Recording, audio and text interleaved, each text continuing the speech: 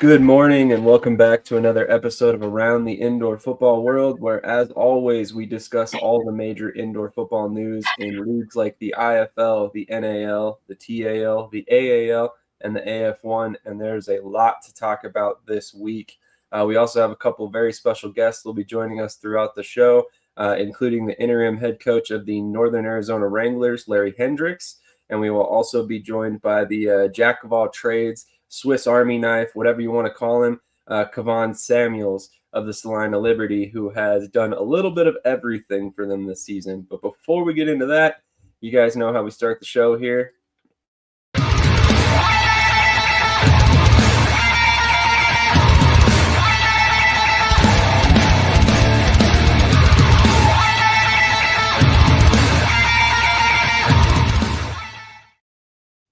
All right, and real quick, let's go around the horn and see how everybody's doing this morning. So, Krish, how are you on this bright and early Saturday morning? I'm doing good, excited for the great opportunity we have against San Antonio later today, but, just looking forward to that. So, Absolutely. TJ, how you doing this morning, man? Doing good. Ready for another great day of arena and indoor action. Yes, sir. Yes, sir. Cody, how you doing this morning, man? I'm doing all right. I can't complain. Just waiting for Orlando to blow that opportunity against San Antonio. Well, I feel a little bit more confident in their ability to beat San Antonio than some of the teams they played recently. No offense, Krish. I did pick against them against, Green Bay. That was kind of a tough choice to pick against, right? But we'll get into that a little bit later.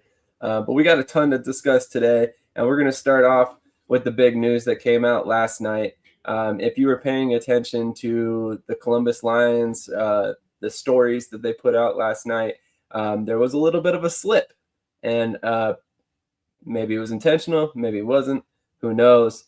But ultimately what was announced, let me pull up the eventual post that came out afterward. But basically what they ultimately ended up slipping or announcing, however it went out, is that the North Texas Steam, previously called the Frisco Steam, will be joining the league for 2027. So as we all know, they previously added the Texas Wild Hogs, and we all kind of had questions how that was going to work in their footprint. And now this gives us a little bit bigger picture of why they added, who they have, and where they stand currently. So I wanted to kind of get everybody's opinion on this, but before we do that, I want to read this statement real quick, or at least portions of it. I don't think I'm going to read the whole thing. It's quite long. But this came out last night about 12:30 p.m. Central Time, which I believe was in response to the fact that the video came out and they were not quite prepared. But I honestly don't know. All I know is that this came out 6 hours ago around midnight my time. So official statement to our incredible fans, partners, sponsors, community members, and everyone who has supported our organization from day one. First and foremost, we want to say thank you. Your support, encouragement, and belief in our vision have meant everything as we've worked tirelessly to bring professional arena football back to North Texas. Today, we'd like to officially share an exciting update regarding the future of our organization. After careful thoughts, months of planning, and countless conversations with community leaders and partners, we have made the decision to transition from Frisco Steam to NTX Steam, or North Texas Steam, beginning for our inaugural 2027 season. This was not a decision we made lightly. Original vision was to proudly call Frisco home, and we genuinely look forward to building something special within that community. Throughout this process, however, circumstances surrounding venue availability changed. As plans for the 2027 season developed, it became clear that continuing to pursue football at our original venue was no longer the best long-term solution. From a business and financial perspective, the venue elected to move in a different direction regarding football operations, and we respect that decision. While that change certainly altered our original plans, it also gave us the opportunity to step back and ask an important question. How can we build something even bigger, not just for one city, but for all of North Texas? That question ultimately led to one of the most exciting decisions in the organization's history. The name North Texas Steam better represents our long-term vision. Our goal has never been to serve one city. Our goal is to unite communities in Texas. So I wanted to ask you guys, just face value, what are your thoughts on the addition of the North Texas team to the current footprint of the AL? And just for fun, let's start with Cody first. Well, they already had their announcement in a sense of where they weren't going about a month or two ago when the NAL had to make a statement. So the NAL wasn't going to pick this team up, and they weren't going to the NAL. So it kind of left you kind of scratching your head, going like, "Well, who is this team? Excuse me, where are they going to go? What's going on here?" And then when that kind of drops, then you're sitting there going, "Okay, well, it looks like they are headed to the AAL." So I don't mind it. It does help out the Texas Wild Hogs. It does add another team to the South to go along with, Mississippi and everyone along, Montgomery and all of that. So it does help out that Southern footprint. But for me, I'm not necessarily sure, man. It's just another wait and see team, just like Montgomery, just like, was the Ohio Legends who just got announced last week. So I'm in wait and see when it comes to this, because until they take a snap, until they take the field, and I'm not trying to spell doom and gloom already, please don't get that twisted, but until I see anything, I just have to wait with bated breath. If they're doing it right and they're doing it by the books, fantastic. If they're not, I mean, it's just another failed Dallas experiment that we've talked about ad nauseum multiple times already. Fair point. Let's go to TJ next on this one. What are your thoughts, sir? Yeah, I mean, it makes sense. It helps with the geography of the league. It adds another Texas team to the mix. But yeah, kind of like what Cody said, it's just that's an area that's just had so many issues in so many different leagues over so many different years, decades, whatever. I want to see how they do in the AL. See the attendance, see the interest before I make any true judgment on it. But I do like it initially just because it adds another team down there. It puts the league up to 8, and if all 4 new teams are as strong as we're being told they are, then it's going to be great for the AL next year.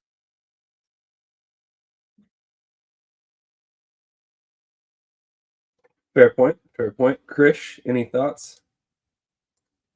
Yeah, I feel like Cody kind of hit it on the nail, right? Like, the American Arena League is at 4 teams currently, and now they're going to 8. So they've already doubled in size, and the offseason hasn't even started. So, you want to expand, right? Every league, their goal in the offseason is to expand with quality partners. But you also want to make sure, you have enough information regarding the new partners out. So I would like to see, in my opinion, more information about Montgomery, who's going to be the coach, who's going to do all this, before we announce another team, because it's just a lot to ingest, if you know what I mean. But with this team, I mean, obviously you said about the statement the National Arena League put out. So obviously they didn't like something they saw. I would hope the American Arena League would have done their background, which I think they did, honestly. I really do think they sat down and made sure everything was straight with them. But I'm not really sold on this team. This is the one team out of all the teams they added, I think it's the weakest team, in my opinion. So I don't think it has quality ownership, from what I understand, like quality ownership that can compete right away in the league. I think this will be filled with more local semi-pro guys, and it'll be another Mississippi. So, If I can interject too, the thing about it, we've already got a red flag where they couldn't even get their first choice of arena. And again, I get it. Some people, some teams, they don't get their first choice. The rent's too high, or the dates don't work, or whatever it could be. And I understand that. But the fact of the matter is, when we're already getting a red flag in their initial statement and their announcement of a team, that's going to perk your ears up a little bit. That's a fair point. That's a fair point. And, if you go even further back, like Chris said, there have been some things said about this ownership group in the past. I would question everybody to always, look at the source and not necessarily consider everything you find on the internet as complete fact. There tends to be a confirmation bias among the arena football community where something comes out, and rather than assuming a person is innocent until proven guilty, we assume somebody's guilty until proven innocent. And I'm not necessarily faulting that approach. I'm just saying that, I've been in media for 5-6 years now. Jordan Dunn was not a name that had come across my wavelength at any point prior to about a year ago. When the Frisco Steam kind of started to show their head. So, I mean, I don't personally know all of his background, so I'm not going to sit here and speculate and tell people that I do. But I've done, some research. I've dug into it a little bit, and I can say that there are some consistencies amongst what has been said about him publicly. And I'm just going to leave it at that. So if you want to do your research into the guy, I highly recommend it. Obviously, everybody should. If you're a Texas fan and you're considering potentially rooting for this team or something like that, obviously look into who the team's backed by and everything like that. I'm just saying, do your independent research. Not everything you read on the internet is true. But if you see the same thing corroborated by multiple sources from multiple different directions, chances are there's some smoke where there's some fire. And I'll add to that too. I feel like we have a lot of we're hesitant to fully, embrace an expansion team because of what we're seeing with Kentucky, right? They got the arena. They got the partnership with the college. They got the high-level coach. They got the high-level players. They got everything you could dream of for an expansion team. And now look, right? So that's why we're kind of let's wait and see type deal. All I know is everything I type into Grok is true. Now we know. Yeah, I mean, look, like I said, as of right now, I think wait and see is probably a very apt approach, right? Especially in the state of Texas currently. There's been a lot of chaotic things going on with the teams that have come out. We've talked about it at length here, so I'm not going to go rehash all of that information we've already discussed in the past. It's a tough place to play football.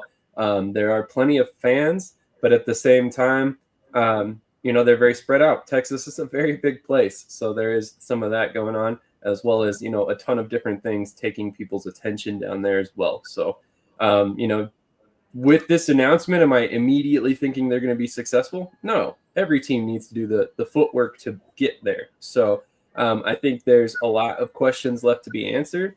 I did find it interesting, Krish. You singled out Montgomery specifically, that you wanted to hear more information about them. What exactly have you heard out of Texas Wild Hogs that you feel a little bit better about what they've announced so far? Yeah, I mean, I heard a coach, right? We know who the coach is. We know who the staff is at this point, and more of that. But I will give Montgomery credit. If you go to the website, they have a timeline. So they're being transparent. Okay, expect this. I believe that's in the middle of August. They'll come out with tryout dates. Middle of September, we'll have a coach or something. So there's a timeline for that. So that's all. I just want to know who the coach is and what that process is like. Who they're going after. That's completely fair. I was just curious why it singled them out, but I think that team is going to be so good. Like I hear some of the things she's doing. I think they're going to come in and just shock a lot of people. And from what I understand, they have every intention of being competitive in year one. But it's great to say things. It's great. Talent down there too. There's a lot of talent they can pull from, and it's a football-rich state. And then depending on what they're paying guys and stuff. And Can I say this too? When you look at that video that kind of announces them without announcing them themselves, the Montgomery Catfish have a dope looking helmet. If you haven't seen the helmet, it looks really cool. That's right. I completely agree, and that's one of the big things. I'm excited to see how it comes out. I think that they may compete with Washington for the best looking helmet, when everything is said and done. But we'll see. Obviously it's easy to say things. It might come out looking crazy and not anything like the rendering, but we shall see. They've got a great design company behind it and full exposure. I kind of dropped the ball. We were supposed to have them on a couple weeks ago.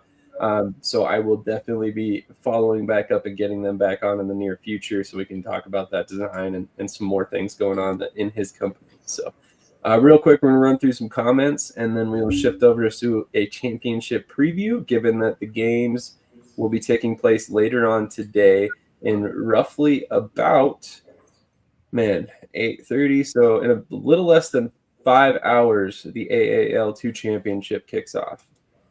But we got 1060 Designs checking in, who recently designed our magazine cover. If you have not seen that, it looks freaking sweet. I'm obviously a little biased for multiple reasons, but I think it came out looking really good. Shout out to Jimmy Ellison for taking that photograph. He is a great photographer, and he was very gracious to allow us to use that. So check out his page, Ktizo Media, on Instagram. I believe he's also on Facebook, Twitter. He's kind of all over the place, takes great photographs of not just indoor football, but a bunch of different aspects of sports.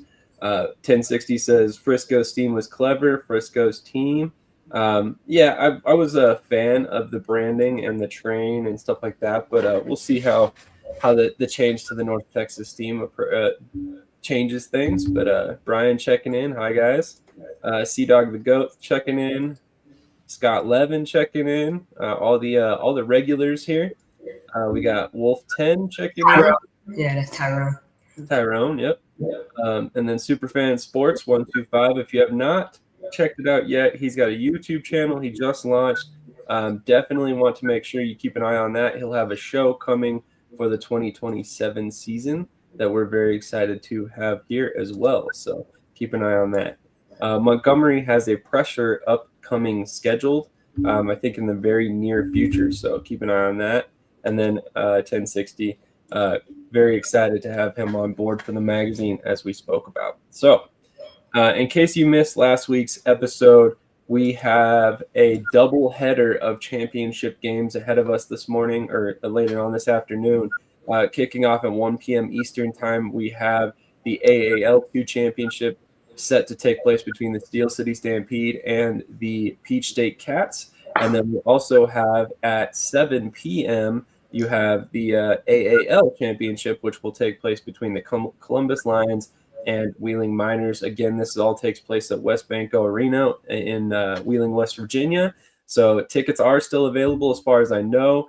As we spoke about last week, Columbus has like 3 buses worth of people coming up for the games. And if you purchase a ticket for either championship game, you get entry into both. So a lot of reasons why you might want to buy a ticket if you're in the Wheeling, West Virginia area anytime soon. So I know we kind of did a little bit of a championship preview last week. We're not going to dive terribly deep into this because, again, we've talked about it already. But just wanted to get your guys' last feelings before the games tonight. Who do you have in the AAL2 championship and the AAL championship? Feel free to give any reasoning you may have. If you don't have reasoning, that's okay too. Let's just put the picks out there. So let's go to TJ first on this one. Well, I got to go with the quote-unquote hometown team in the AAL2 championship, so I'm going to go with the Steel City Stampede. Fun fact, they actually play where the Lehigh Valley Steelhawks used to practice, so that's how close they are to me. So I definitely want to see them win, see them come back. Maybe they'll, put up a banner at our airport. Who knows? But for the AAL, obviously, man, we're in the hat all season. It's the Lions, man.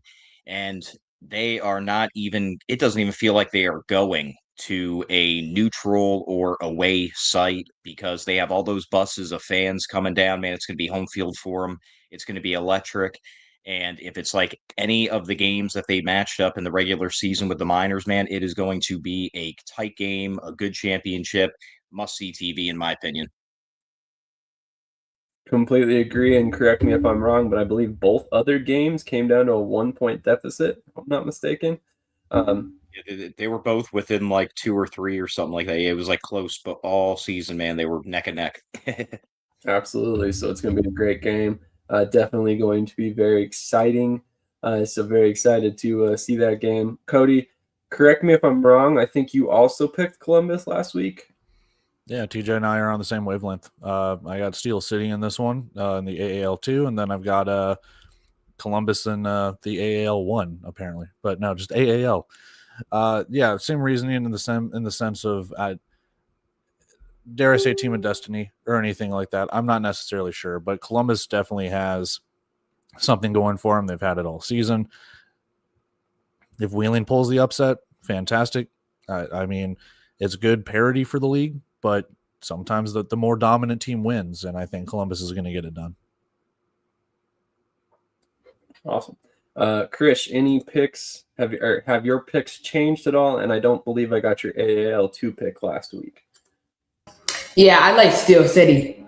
From what I've seen, they have a solid running game, and I think running, in this style of play, especially in the American Arena League too, where the D linemen are kind of weaker, I feel like that can really help. So I think they're going to win the championship. And then for Columbus and Wheeling, I've been waiting for this for a while, and I'm excited to see round 3. Blaine Espinoza, Rick Dale Clark, they're neck and neck for MVP. In my opinion, I would give it to Dale Clark. I think he's done more with less, in my opinion. So I think he's MVP of the league. But I like Columbus to pull this out. It'll be a close game. Give me like 35-31 Columbus. I can see it going the way. So. Fair point. Real quick before we move on, how important do you guys feel home field advantage is for both teams? I mean, obviously you guys all pick Columbus. Do you feel like it's not going to be as big a factor because of the buses for Columbus, or is it just you're just simply rolling with who you feel is the more complete team in this one? I think in any league nowadays, and this is going to sound bad, but I think in any league nowadays, home field advantage helps. But it's called a spade to spade. They've got a bunch of buses, but I still don't know if it's going to sell out. And if it doesn't sell out, I don't know what to tell you. I think the crowd will be ruckus. There's definitely going to be 3 busloads of Columbus fans there. I'm not sure how many Wheeling fans there will be there. Not to say that they don't show out. I'm sure they do. But, you look at the crowd that the NAL championship had. It was a very ruckus crowd that had both sides, Salina and Southwest Kansas. I'm kind of predicting something like that, but maybe on a little bit of a smaller scale. I don't know how much that home field advantage is going to work out in Wheeling's favor if Columbus has way more fans than what Wheeling has. Fair point. I'm hoping, given the circumstances, with the doubleheader, the reason for fans from potentially up to 4 different teams wanting to be at these games, hopefully that kind of factors into a potential or close to a sellout. However, we will see. Obviously time will tell on that. Any final thoughts on the AAL before we move on? I want to highlight something, for in terms of the home field advantage. I was speaking about this the other day about Bay Area, how many actual fans they had of the product. There's people like in Wheeling, for example, right? There's people that will go to the game today that have probably never been and will go because they get to go in, or they had tickets to the 2 other games that were canceled, so they're redeeming it for the championship game. They don't really understand the game, right? They'll cheer for a touchdown, but they might not make noise when Columbus is on offense, right? Those 3 buses of fans for Columbus, everybody on that bus is not going there just to watch the game. It's that too, but honestly though, those fans understand the game, and so it provides more of an advantage for Columbus, I think, in my opinion. It's a fair point. You're probably not hopping on a bus and driving all the way to Wheeling, West Virginia, unless morning to, No, I think that makes perfect sense.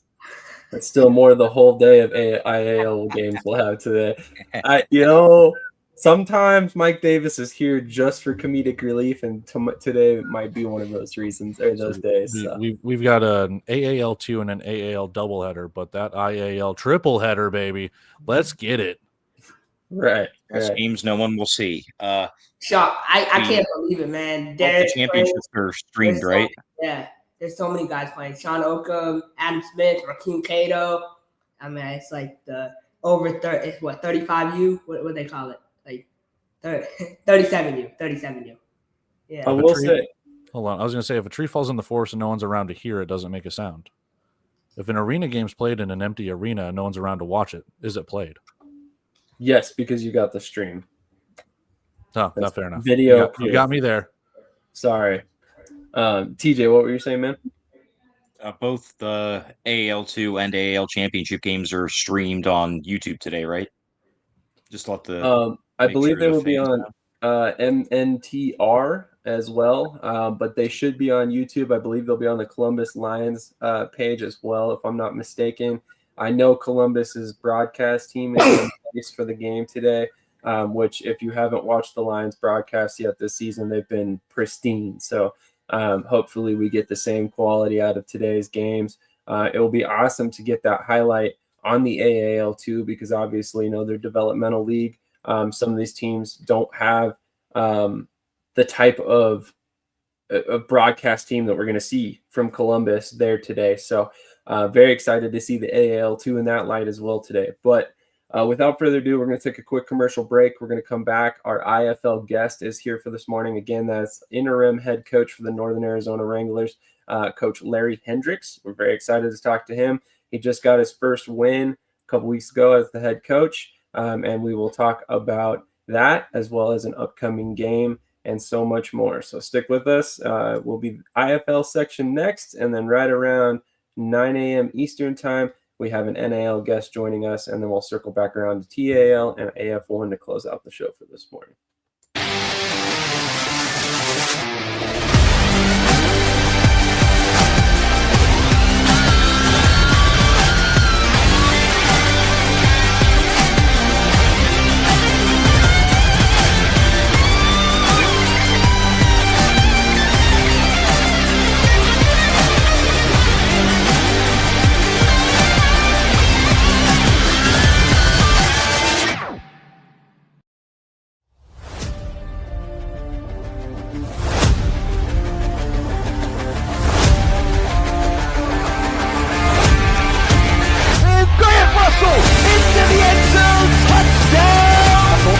Step up in the pocket, has the move in front of him, gets that three-step drop, here comes the pressure, passes complete to Flowers, back to pass, pressure coming, has somebody in the end zone, touchdown!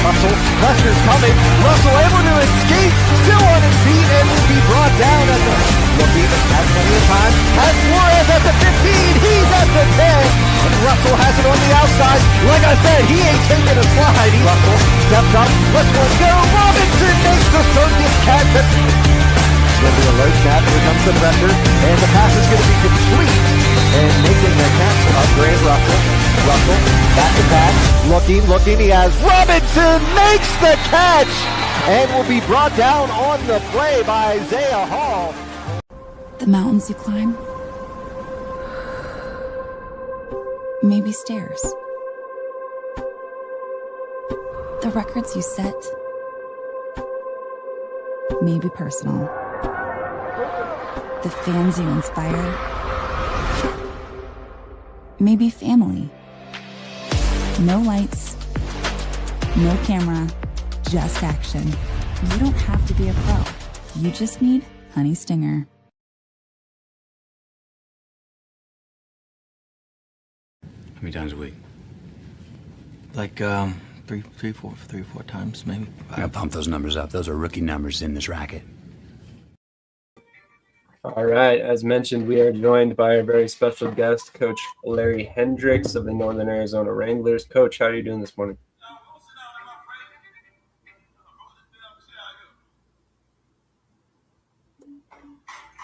Coach, can you still hear us okay? Yes, I got you. Okay, perfect. How are you doing this morning, sir? Pretty good myself. No. Doing great. Thank you so much for joining us this morning. Obviously, we have a lot to talk about. Last time we spoke to you, you were the defensive coordinator. This morning, you are currently the interim head coach and still the defensive coordinator, to my knowledge. So let's talk about that. How was the transition for you taking over the interim head coaching position? It was. I hate to say seamless, but it was. Coach James and I, we great friends. I'm glad he had brought me on. We had a conversation. We kind of knew, the writing on the wall. So we were set for that. So, came in that morning, knew the night before, and it was a seamless transition. We just parted ways and, kept it pushing. Coach Mike Davis says, turn the lights on. No. I heard him. Oh, boy. No, just kidding. Anyway, Cody, do you have anything for Coach? Yeah. Hey, Coach. How's it going? Pretty good. Hey, man. So about a week or so ago, Krish and I interviewed quarterback Anthony Garrett, and I kind of want to pose the same question that I kind of asked him. What was it like having to go and trade for Anthony? Like, was it something that he was on your radar and you're like, we need to go get him? Were there other quarterbacks that you guys were looking at? When that transition was made and you said, hey, we're going to go with him, we're going to go with DeMarcus Bryant, what were the kind of conversations and everything of like, hey, we need to get better, let's go get him? Well, we had two quarterbacks at that time. We got Debo out of Houston, which I know the kid, and then I had a conversation with Coach Chin over in Vegas. So I knew they had Garrett, and they always have a plethora of players. So of course I hit up Coach Chin and Coach Davis, and they told me about the kid. And, we got him right in. So we have two young quarterbacks who come in and compete for the job. So and we're happy. I'm happy with both of those kids. TJ, do you have anything for Coach? Yeah, hi, Coach. Thanks for coming on today. Out of curiosity, with the way the season has gone, what is the mindset to finish off the season? Obviously, try and win as much as possible, but knowing that the playoffs maybe are basically out of reach for you guys, how do you keep the momentum and focus for the remainder of the season? Well, like I tell the guys, it's a resume builder for you. Same process with me. This is basically an interview process for me for the next 4 games. Have I been a head coach before? Yes. I've been in the indoor game for over 20 years. Been the head coach in the IFL back in 2011, in CIF and things like that. So we go on with the mindset is cleaning up certain things, especially like our penalties. We were number 1 in the league in penalties. Now I think we're number 2. Then the last game, we ended up with 4 penalties for 30 yards. So I think we increased on that aspect of the game. But it's a resume builder for the guys. Everybody's still watching. You're still on live TV trying to show what you have. So we have to bring that to the show every game we step out on the field. Krish, do you have anything for Coach? Yeah, Coach, I appreciate your time this morning. One of my questions for you is, I know this is kind of hindsight, but if you got the position earlier to step in and lead this team, what would you have done differently to avoid the slow start this season? I'll put it that way. It'd been a couple of things that I would have done differently. I wasn't at the helm. Like I said, Coach James had a vision of what he wanted to do, and I was a good soldier, and I just walked along with that. I wouldn't just say certain specific things I would do. I just put it this way, that I'm at the helm now, so things would be different. Speaking of differences, as mentioned, you won your first game as the interim head coach very quickly after taking over the interim position. What was it like to get that first win out of the way so quickly? And do you think that the fact that it came very, very close after you taking over the job, do you think that's immediately a momentum builder that the team can kind of carry into future weeks now? Well, yeah, of course. Oh, yeah. So, you got the guys up, and I was up for it also. But you coming into that practice, that week of practice, the guys seeing the difference from me as a head coach and what I bring and start instead of being the D coordinator. So if you know me personally, I'm an intense guy. I love to have fun, but when it's time to go to work, it's time to go to work. And so now the offensive players really get to see that of me all the time. Even though I'm really close with most offensive guys, people who know me know my attitude and kind of what I bring to it. So I think that the kids have pretty much adapted my attitude when we step on the field. Also wanted to add a slight little part B to that question. Did it have a little bit of extra juice because that win came against Tucson? Of course. So I was joking with their owner prior to the game that I was down there. He didn't know that I was actually down at Tucson at 23. So it's like, because we had a good long kind of conversation. So then I kind of told him, you should have got me. So watch what happens after this game. We kind of laughed about it, because we seen him after the game. We had dinner and stuff. So it was fun.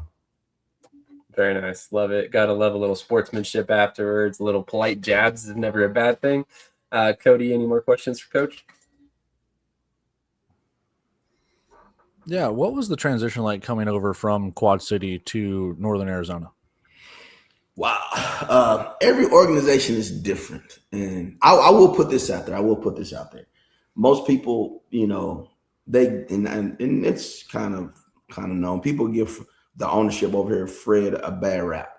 I've been doing this for it's over 20 years, and I've had some ownership groups that wasn't that good. I have some ownership groups that were great. Fred is not under that not so good ownership. I'll put it that way. Anything and all things that we need, we get. The problem, I ain't gonna say the problem. One of the hardships that we have is where the team is located. So most of our guys, when we bring them in, they have to fly into Phoenix, and you got another hour and a half drive to get where we are. So it's a little difficult when I just need to bring a guy in, he can't. If I was in Dallas, no problem. If you're in Phoenix, a little more, no problem. So we get a bad rap for that. So two different organizations itself. For Quad Cities, it's over 300,000 people up there. So it's a little easier to bring people in and out than it is where I'm at. So you really have to be strategic when you want to bring somebody there. So that's just the biggest difference. It's just the location of it, basically. TJ, do you have anything else? Yeah, Coach. Obviously you're on the inside of it, so I have to ask. With really the last 2 seasons or so, but especially with this season, with everything going on with the IFL, what has it been like on the inside watching the sudden surge and glow up of the IFL? Oh man, it's been great. I'll keep reiterating. I've been in this business for over 20 years, and I've seen the good, bad, and the ugly. And where the IFL is standing now is perfect for, I ain't gonna say a takeover, but to put that name out there and leave it out there. So product is great on the field. You do have some bumps every now and then, but no big major hiccups, and that's the best thing, especially when it goes from them vetting ownership groups to come in. And they're huge about that. And I think Todd's doing a great job of not, making us so big so fast. People think we have momentum. Why not go and say, okay, let's go put 20 teams out there? And it's so funny. Coach Davis and I was talking the other day, and some of the things we have to work on is the quality of coaches that we bring in. We have to have a pipeline where we do bring some expansion teams and more teams in. You got quality coaches to help these kids, move up there. So, Chris, do you have any more questions for Coach? Yeah, Coach, my final question for today is kind of what unit, positionally wise, what position group you feel like has progressed the most as the season has gone on? Well, I would, after the first game, and Chris, you're a stat guy, so you can go look. We won the game, but our offense production was not good at all in that game. So on the special teams aspect and defense aspect, we played a damn good game. Offense, we're still struggling in certain areas to be competitive and be consistent in what we're doing. So we're still trying to make sure on that side of the ball, we don't have all the turnovers. We're not causing so many, having so many penalties and whatnot. So that's my biggest focus right now. Coach, I really appreciate your time. My final question for you is quite simple. I mean, obviously, you got a pretty important game coming up here tonight. Talk to me a little bit, it's actually tomorrow, correct? Yeah, it's tomorrow. Sorry about that. I totally forgot about that. Talk to us a little bit about this upcoming game and how important it is for you to get some momentum down the stretch. I mean, as you mentioned before, this is kind of not only a job interview for you, but this is a resume builder for players. So talk to us a little bit about your plan moving forward here. Oh, basically, for me, this is a big game. And, hindsight's 2020. I think we should have won both games against New Mexico when we played them. Nothing against that team, but I thought in those games, I thought we were the better team. It's just the fact we had so many miscues in both teams, but that's why you play. That's why you play the game. So I'm excited about this game. We've really honed in what we have to do to be successful. So now I think you'll see a different team out there tomorrow. Very excited to see it. Do you have any final words for fans or anything of that sort? Oh yeah, simple. A new guy in town. Everybody sees me around town. I'm a guy friendly as ever, but and I hate to say this, I'm an asshole when I'm on the field. So come out, let's have fun, and hopefully let's get this victory tomorrow. Awesome. Thank you once again, Coach, for your time. We wish you the best of luck tomorrow, and hopefully you get another W and you can move forward and with a lot of success. I appreciate you guys. You have a great day. Definitely, you as well. Once again, that was Coach Hendrix, the interim head coach of the Northern Arizona Wranglers. I apologize about the picture situation, but hey, at least we made it through the entire interview with him without him having to back out for audio issues. StreamYard seems to have cleaned up that problem we've had quite a few times a little bit. So, Krish, we have a ton of transactions to talk about, as you discussed. I like this. Ron James checking in to support his friend and a fellow coach. Talk about a class act. That's freaking awesome. Thank you, Coach James, for tuning in for your compadre there. So let me pull up the transactions. But Krish, I know you have a couple. Cody, I'm sure you have a couple you want to discuss. Anyone in particular kind of stick out to you guys?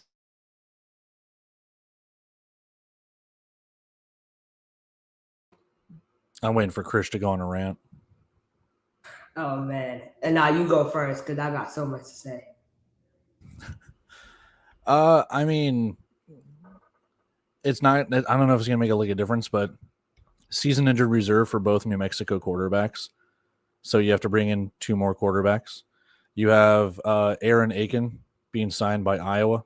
So a bunch of quarterback roulette being played by some teams already. We've got quite a few injuries. Orlando looks like they're an entire MASH unit. So I guess I'll kind of go line item by line item. For New Mexico, it's just that thing where here we go again. Another set of quarterbacks. What are we going to do when it comes with, is it Bert's, or I think it's Bart's, or whether it's going to be Guillermo Serrano, which almost sounds like a made-up name, but he's a legit person. Aaron Aiken coming into Iowa. Is he going to start? Is he going to play? I met him at a Quad City game, so I know he was in the area. I don't know how, but either way, if he starts, I don't know what that offense is going to do. We've talked about it before. I've mentioned it in the alley. Shameless plug. I don't know what Iowa's offense is. Do they want to run it? Do they want to throw it? I don't know. And then, when it just comes to a bunch of injuries, man. I mean, kind of looking through the transactions here, like Orlando's banged up. Green Bay is banged up. Like, we're getting to the nitty-gritty of where the playoffs need to be. We got quite a few guys on some season injured reserve, and you got to get healthy. It's a war of attrition when it comes to this. We'll see what happens when it comes down to it. Krish, any particular moves stick out to you?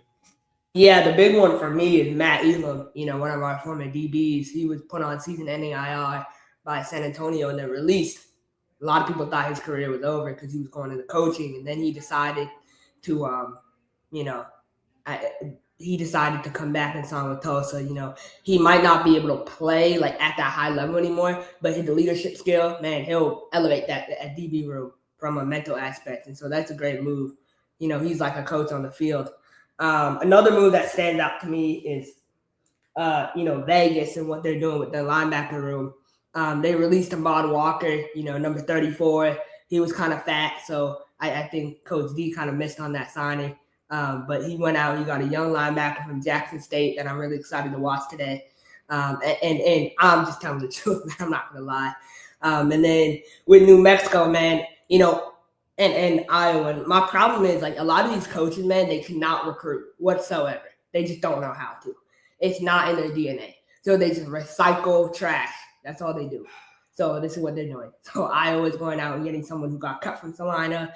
Yes, he's a vet, but still, like, you waited this long to get a vet quarterback, and you're bringing him in, and you expect him to be that spark plug, and he won't. So, it's whatever.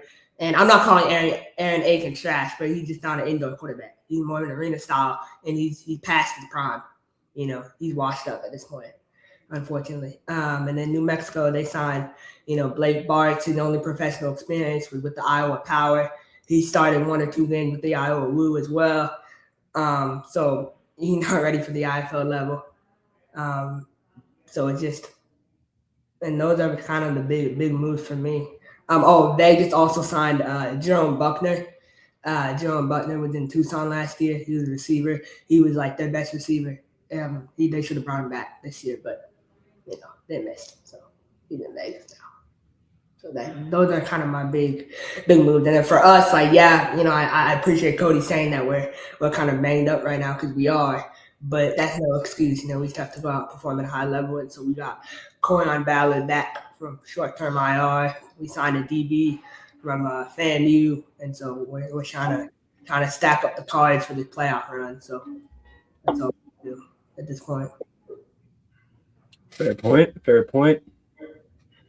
One more topic before we move on from the IFL is, of course, the historic season that Justin Rankin is on pace for so far in the CFL.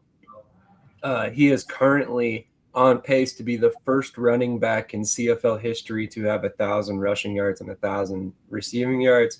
It's very early in the season. A lot can change. However, I said it on Twitter. I'll say it again. I will tell everybody who will listen. There is a ton of talent in these indoor football leagues, whether it's the IFL, the NAL, the AF1, the TAL. All of these leagues have talent. Scouting at the next level needs to be a little bit better. They need to actually take a look at some of these guys that may not have NFL, UFL, CFL on their resume. Much like the next gentleman that's going to be coming on, who wholeheartedly deserves a look at the next level. So hopefully that grows with the success of Justin Rankin up there in the CFL. I'm sure he's not hurting the situation. If anything, I think people are going to continue to learn to grow and respect these leagues a lot more. And honestly, and I don't mean to downplay on anyone, but that was Coach Davis.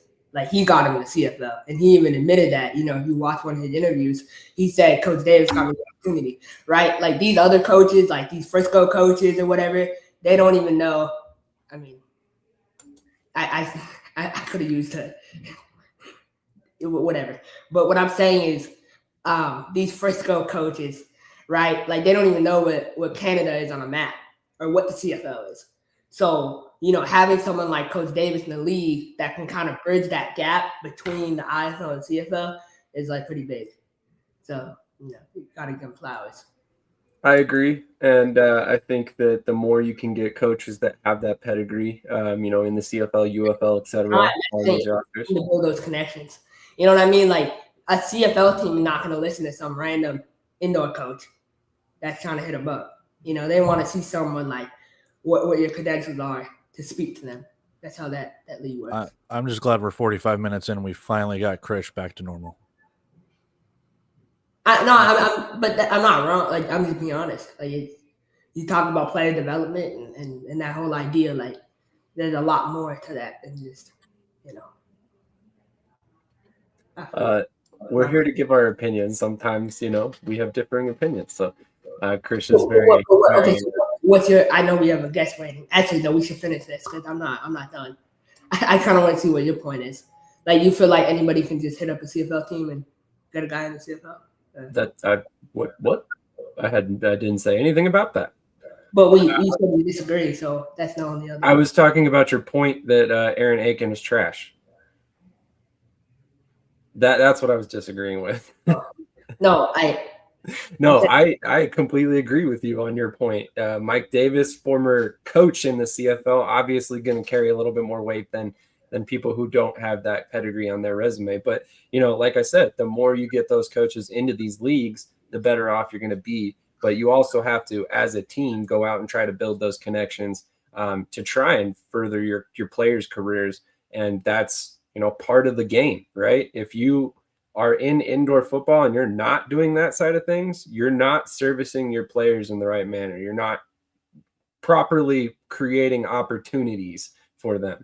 All right. So at the end of the day, I think you need to put forth that effort. But, is it going to have the same success for everybody? Absolutely not. Again, they don't have that on their resume. But we just had it's Coach Higgins, correct, in NAS that has that as well. So, maybe we're trending toward more of that happening, more CFO coaches coming in and eventually building more of those bridges, and that's kind of what we have to do is each league and organization, has to find their way, and it's a matter of who and how, So at that point, I don't disagree with all. That, I think you hit the nail on the head. That's why Vegas consistently is able to elevate players, the connections, and then also the way they recruit. I mean, there's no way around it. So, Cody, it looked like you had a quick thought. I mean, if we have a guest on, I'm not going to continue it. I'd rather we argue afterwards and not waste the other guy's time. Sounds great. In that case, we'll go ahead and bring on Kavon Samuels and transition over to the NAL segment. So without further ado, Mr. Samuels, how are you doing this morning? Doing well. Can you guys see me okay? Yes, we can. Can you hear us okay? Yes, sir. Yes, sir. Awesome. So I love your title there. It says offensive athlete. And I think there's probably not a better description for your talents because correct me if I'm wrong, but you essentially lined up everywhere skill possession wise for Salina outside of maybe quarterback this season. Yes, sir. Yes, sir. Awesome. So, I mean, I know you were nearing 1,000 yards at some point, with yards from scrimmage, but you had an unbelievable season, whether it was as a receiver, as a runner, as a kick returner. And I always have a similar question for men like you. I mean, how do you go about training to play so many positions, step in so many different roles? I mean, I imagine at any given point, you have to know what the running back's doing on a play, what the wide receiver is doing on a play, because you could line up at either position at any moment. Of course. So I like to think that the mental side of it is actually tougher than the physical side.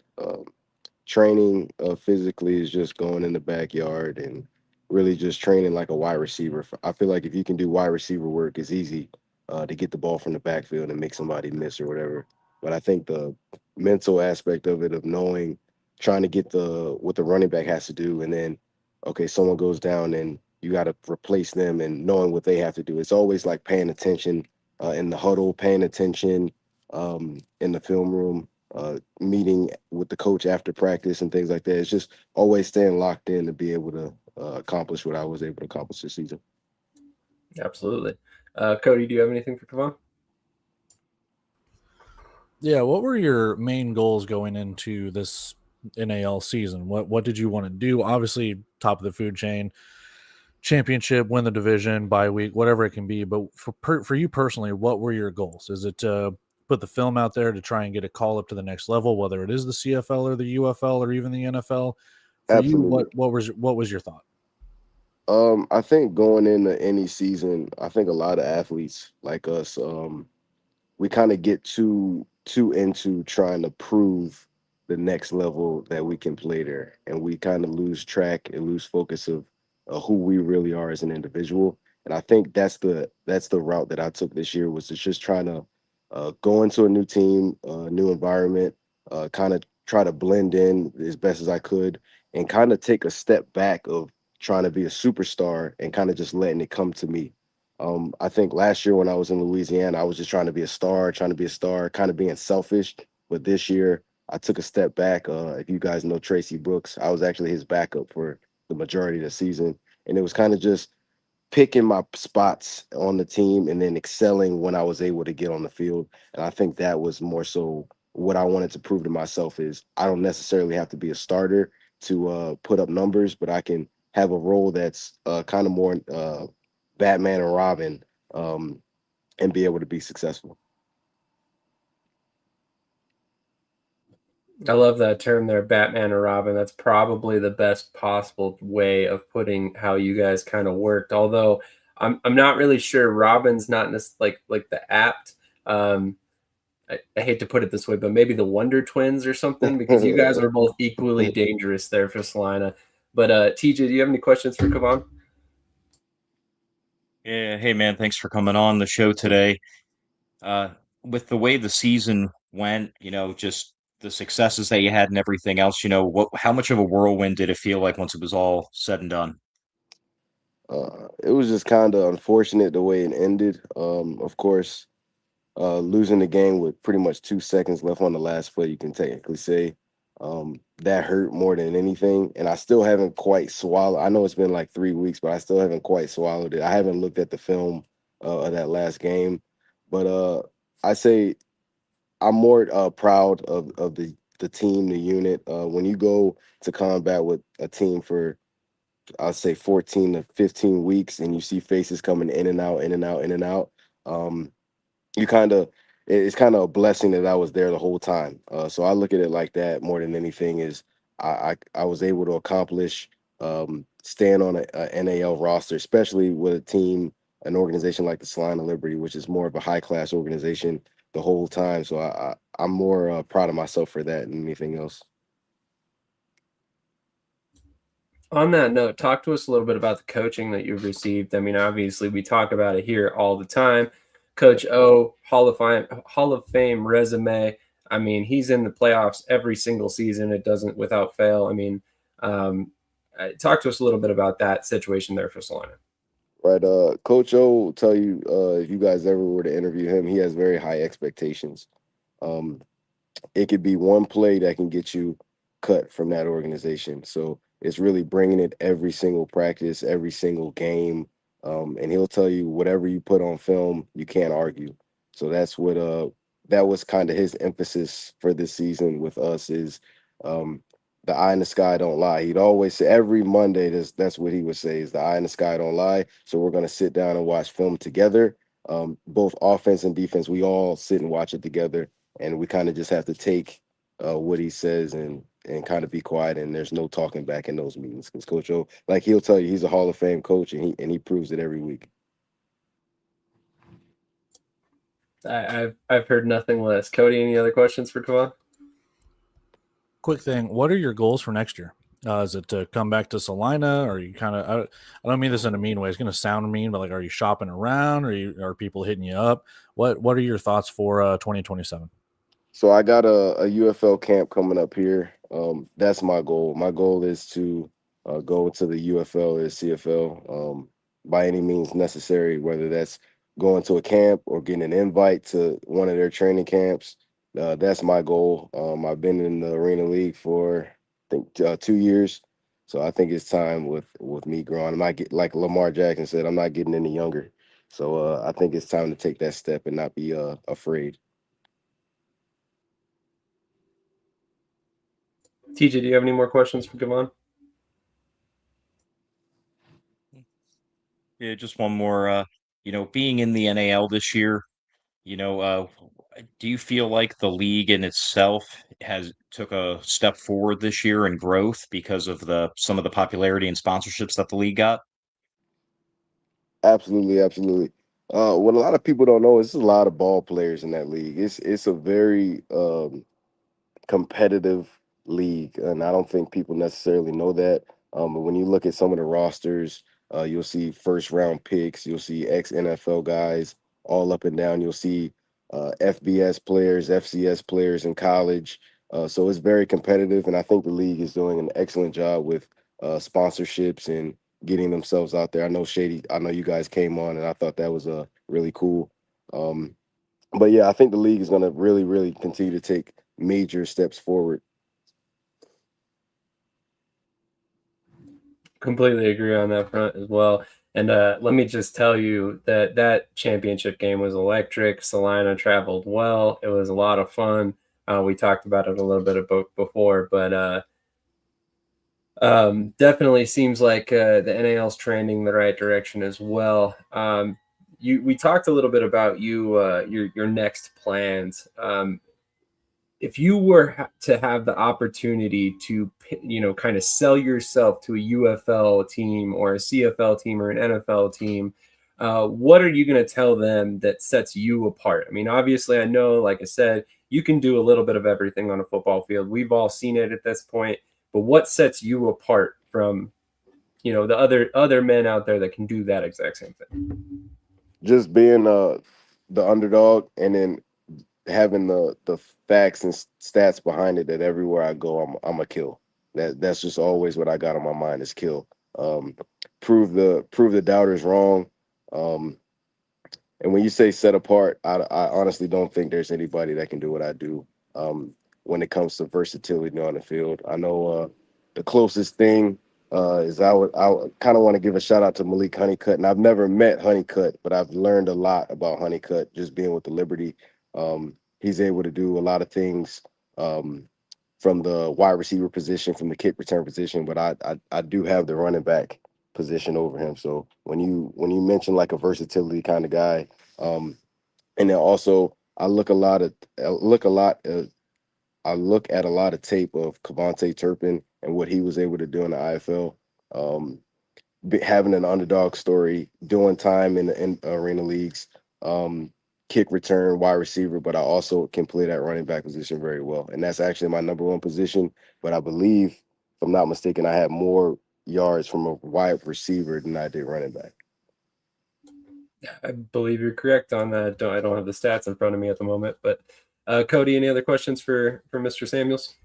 Yeah, I got one final one to kind of string along with that. What do you want to do for 2027? If that doesn't work out, and I'm not trying to put bad juju out there, but if that doesn't work out, is there a spot for Salina? Like, are you going to come back to Salina? And I know that's a little too early. I don't want to break any news, I guess, but are you willing to come back to the arena leagues if the UFL is like, hey, we love you, but we're just not there yet? They know where to find me. There you go. That's all I'm going to say about that. They know how to find me. Love it. Love it. TJ, any last questions? No, but hey, listen, best of luck in the UFL, and I'll be watching you regardless of where you play next year, man. Congrats on a great season for you. Thank you guys so much. It was a pleasure to be on the show. Absolutely. Before we let you get out of here, is there anything you want to say to family, anyone you want to shout out or anything of that sort? Of course, shout out to fam, mom and dad. I love you guys. Shout out my teammates from both organizations I was just a part of. And number one, thank God for every opportunity and every blessing that he's given me. And I thank you in advance for all the blessings that are here yet to come. One last question before we get out of here. Where can they find your film, and how do they contact you should, teams see this? Yes, sir. So my film is posted on my fishing YouTube page that I just started. It's called Athletes Gone Fishing. So if you want to look at my tape, you can go on YouTube there. Also, you can go on Instagram. My name is Kavon Samuels without the A. So it's KVON, Samuels like my last name. And then if you want to contact me via email, you can go to the letter K, Samuels as in my last name, the number 44 @gmail.com. Awesome. Can't get any easier than that. Kavon, thank you so much for your time this morning, man. We wish you the best of luck. Something tells me we'll be seeing you playing on Saturdays and Sundays outdoors in a very near future. Thank you, guys. I appreciate y'all. Have a good one, all right? You as well. Thank you so much for your time. Once again, that was Kavon Samuels, running back, wide receiver, kick returner. Pretty sure he could play defensive back if they threw him out there. He can do a little bit of everything. Was a spark plug for Salina. I know there was an audible reaction when he walked out on the championship field from the Southwest Kansas Storm players. They have a tremendous amount of respect for what he was able to do for Salina this season, and they could tell there was a little bit different air when he walked out there. So it was kind of cool to see that aspect of things when I was at the championship game. Obviously, if other athletes are respecting what a guy can do on the field, that's kind of when you know that guy's got a little bit of extra juice behind him. So I already know Kate Brooks has already offered him $950 to come to Pueblo, so it's already in the motion. So. $950. That's a crazy, just random number that you come up with. Oh, he would go for $950, 100%. He's too good. Oh yeah, I agree. He's a weapon. I've said that multiple times. He's the type of guy you just find ways to get the ball in his hands and figure it out afterward. Because at the end of the day, he's gonna make big plays no matter where and how he gets the ball. But we have a little bit of other NAL news. Jair Stevens, most recently with the Southwest Kansas Storm, who won a championship, has signed with the Albany Firebirds. Jair played for Buffalo and Lafayette in college, so kind of some local ties there. I believe he's actually from New York as well, if I'm not mistaken. So kind of a cool story there that you get to go close out. It's funny to me how Albany talks about how they recruit locally, but they only recruit locally when those players play for other teams. example being Kevin O'Toole, right? Local guy. Well, they only signed him after he played for Vegas. Chizu Manakwe. Whoa. They don't recruit other leagues, man. You heard it here first. That's their whole style, man. You know what I mean? Like, what's funny to me is that, like, Kevin O'Toole played for Vegas. He signed in Albany, right? Chizu Manakwe signed. So if your personnel department was so good at what they do, then why couldn't they discover these guys coming out of college? That's my issue. You know what I mean? And I'm not taking a shot. I'm just telling a fact. That's a fact. That's what it is. You know. So. I don't necessarily know that it's. I don't think Albany has a bad personnel department. In fact, I think they have a very good one. Obviously, that's why they're always talented. But at the same time, I just thought it was a crazy statement to say we don't recruit other leagues. You may not actively sit there and be like, oh, who did Vegas sign this year? But at the same time, if a player sends you indoor football film, you're going to watch that, right? That it would be silly not to. Oh, and also, like, people don't understand, like, I love Coach Webb, but, like, all that stuff is documented. He said on one of the shows, I watched the IFL championship and I was scouting. He signed 3 players who played in the IFL championship. So obviously, like, you're scouting, you're trying to sign people, and it's fine if that's what you do. Just be upfront about it. Don't try to hide it. Right, and to be quite frank, that's what you should be doing. If you're getting paid to be a coach, getting paid to be a scout, you should be looking at every player that you can. It doesn't matter what league they're in. No. So that, I think that was kind of a silly statement by them. But a couple comments that I've kind of let build up here. Mike Davis says anyone can call and hit up coaches and GMs. Definitely helps to have previous relationships and trust. Also helps when those connections know which team people are calling and representing. Be where your feet are. That's fairly good point there. Fred Elliott checking in. Mike Davis. That comment wasn't about you, Fred. This comment up here, I was just talking to someone in the chat. That was not about you. I just want to make sure that's clear. So. I'm glad you clarified that because I was kind of wondering. But Mike Davis says, please don't pay for a tryout in the NFL. No, such a scam. Oh my God. I don't know 5 guys that went to a UFL workout and got signed. I'm fairly positive that if we dug into it, there would be more than that. But yes, it's a very small ratio, but that's for a reason. There is some context there. Anybody can sign up for the UFL showcases. So let's be honest, a lot of these players that are signing up may not be qualified, and that is a factor in terms of the percentages. But side joke, I love when players refer to arena as doing time. It's like a prison term or something. Haha, obviously it's all love. I just think it's funny. Kavon Samuels was an absolute dog this season. I'm going to be at the Monsters game tonight. Hope y'all are watching. I'm sure we will definitely be catching parts of the game.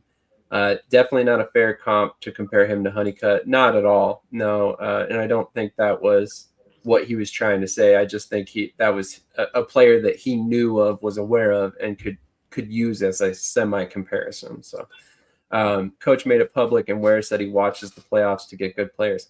Again, as he should, right? Why wouldn't you if you're the team that gets to continue after the other team season has ended? So any other final thoughts on anything NAL related? I don't think there was anything that came out that I missed on the list.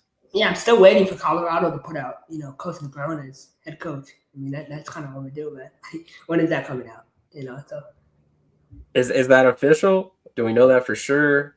I mean, that is, stars align. So watch mark that down. But no, man. I mean, you look at expansion. What they're at 9 teams right now. So you think they can get to 10 and over, or you think they'll stop at 9? I think 10's realistic. I honestly, it wouldn't shock me entirely if we saw them with 12. Now I don't know necessarily what teams those are, but Cody, how do you feel about that? I mean, it depends on, and we've spoken about this multiple times. It depends on ownership, depends on location, depends on how well you want to market your team. So if you think that there's going to be teams to the west, if you think there's going to be teams to the east, you got to make sure that ownership, whether it's one guy, whether it's a group, whether you got to make sure it's stable as all hell. We don't want a North Texas Bulls, Dallas Bulls situation. We don't want anything in any other league that we've already seen and discussed in previous episodes. So if there are going to be expansion franchises, you need to make sure that they are vetted properly and that they can contribute as a full-fledged member of the league and not just go half a damn season. So I don't know where, I don't know when, but right now you only have Dallas announced. As we have seen, and as I've raised concerns in group chats, if you're going to get expansion teams, you got to get them now. Like you have to start right now. You got to give a long leash, a long runway. We've already interviewed Athens for the Indoor Football League. We've already discussed Montgomery, Ohio was already a team, but we've already discussed expansion teams in the AAL. You need a long runway to sell tickets, to promote, to get it into people's minds that there is a team here. Come watch it. So if you want an expansion team, regardless if it's another team moving leagues or it's a brand new team created from scratch, you need to market it. Well, maybe not the teams in the other league, but brand new teams, you need to do it now. Completely agree. The longer the runway, the better the success. And honestly, I don't have the numbers on that. And maybe someday we'll kind of really break that down. But I would be willing to bet the longer lead up to a team announcing, the more success they have within reason, right? If we're talking about a Stockton situation where it's 4 years of lead up, that may be a different situation, or 3 years of lead up. Sorry, I misspoke. TJ, any thoughts on NAL expansion? What number do you have them landing at? I'm thinking 8. I'm looking at the overall sport across the leagues. The IFL is right now the only league that can get and keep a minimum of 8 or more teams in a season for a complete year, right? So I think 8 is the new magic number. You see all the leagues struggling with it, the NAL themselves, having a little bit of issue with it. I think 8 solid franchises that you can get to and know that they will be playing the following season, the year after that. I think that's what they need to focus on, not necessarily blowing up the league in numbers wise, but stability wise. Get these teams to stick around. That's the next step that kind of the entire sport's at right now, is making sure you can get teams to be here in 5 years from now and not here today, gone tomorrow mindset. That's fair. And I mean, if we're looking at the grand scheme of things right now in the NAL, I feel like they're not that far off from that goal, to be honest. I mean, you look at the bigger picture. We know Sioux City and Omaha aren't going anywhere. Salina and Southwest Kansas both look to be very stable. I mean, that's 4 teams right there you can hang your hats on. Colorado, they're heading into year 4. They seem to be, by all accounts, doing semi-well, or at least decently enough to the point where they keep coming back. So I don't have all the insights into their financial situation there, but Pueblo, they're already announcing sponsorships for 2027. That's a good look, obviously. So, I mean, Amarillo, they look to be coming back as well. So, I mean, it seems like they have at least 6 very solid teams. If you count Amarillo, that's 7. Louisiana, they're coming into to year 3. I know there were a couple questions about them, but, do they kind of solidify and look like a better team in 2027? And if they do, there you go. You got your 8 kind of. So, at that, as far as that goes, I think they're not far off of your prediction, honestly. Yeah, and I mean, speaking on Pueblo, man, I want to give them some flowers real quick, just because, man, coming out good both off the field and on the field, man, they were a great first-year franchise. Agreed. And it looks like the community support there is only going to continue into the future. But before we move on, I wanted to remind everybody that, again, we are still doing a giveaway that has a very paltry entry right now. So you can win a piece of the Sioux Falls Storm turf that they once played on. And it's very simple to win. All you have to do, or to enter anyway, all you have to do is follow Indoor and Arena Football History on TikTok, or Arena and Indoor Football History and News on Facebook, and find the contest keyword. I did this last week. I'll do it again. Hint, the keyword is barrels. Join our mailing list at shadysportsnetwork.com, which, by the way, will get you the magazine sent out each month. Comment contest keyword live during Around the Indoor Football World. We're here every Saturday morning at 8 a.m. Eastern Time. So all you have to do is comment that keyword that I just gave you a couple seconds ago. Make sure you have the other steps completed, and you're automatically entered to win a piece of turf that the Sioux Falls Storm once played on. And to me, I think that's pretty cool. Again, I know it's for us nerds here. I won't lie, but I'm a nerd. I like the memorabilia. I have a piece that I plan to keep for my life as well. So I think it's a really cool thing. But we got to do our daily or weekly segment. Who's going to be the Omaha Beef head coach next year? Because we know Loftus isn't coming back. So isn't coming back? Yeah, from what is that confirmed? From what I understand, yeah. I mean, he watches every show. He can, put it in chat, confirm. But we're about to talk about it. So who's it going to be? Who do you want? Who should they get?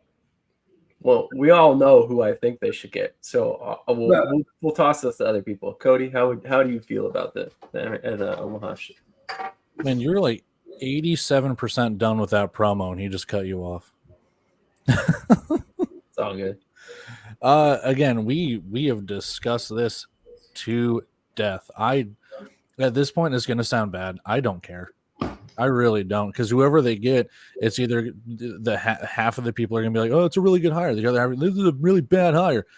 I just don't care. Say the name eventually. They're probably doing their due diligence. Whoever it's going to be is probably going to be some sort of flashy name. I don't think they're going to go from some inexperienced coach or anything like that. And you just kind of go from there. I like I said, I know it sounds bad, but at this point, until that name is announced, I don't care. I'll form my opinion when it is, and that coaching staff is set. Whoever stays, whoever leaves, whatever it could be, I'm waiting. That's it. I can't. I'm not going to speculate any further than that. A couple comments here. Mike Davis says Pimmel, as in Pat Pimmel. He was previously hired by Omaha, I think, in 2023. And he was the OC in Vegas in 2023. So exactly. He's held multiple roles. He's a noted recruiter. Definitely would be a decent option, and he's somebody that obviously has ties to Omaha, so it definitely makes sense. Coach Hendrix checking back in says, Cody, I like the Pitt State hat. Once a gorilla, always a gorilla, baby. I'm just saying, Pitt State has some pretty solid players. You might want to keep a close eye on them for 2027. That's the only option that makes sense. Who takes over when he dips? Gabe says. Dang, throwing some stones here this morning. Well, TJ, do you have any thoughts on the NL or the coaching situation for Omaha? I mean, I might as well just break the news now, guys. They're going to hook me up with a Wi-Fi headset. I'm going to coach from my couch. It's me. Honestly, I have no idea.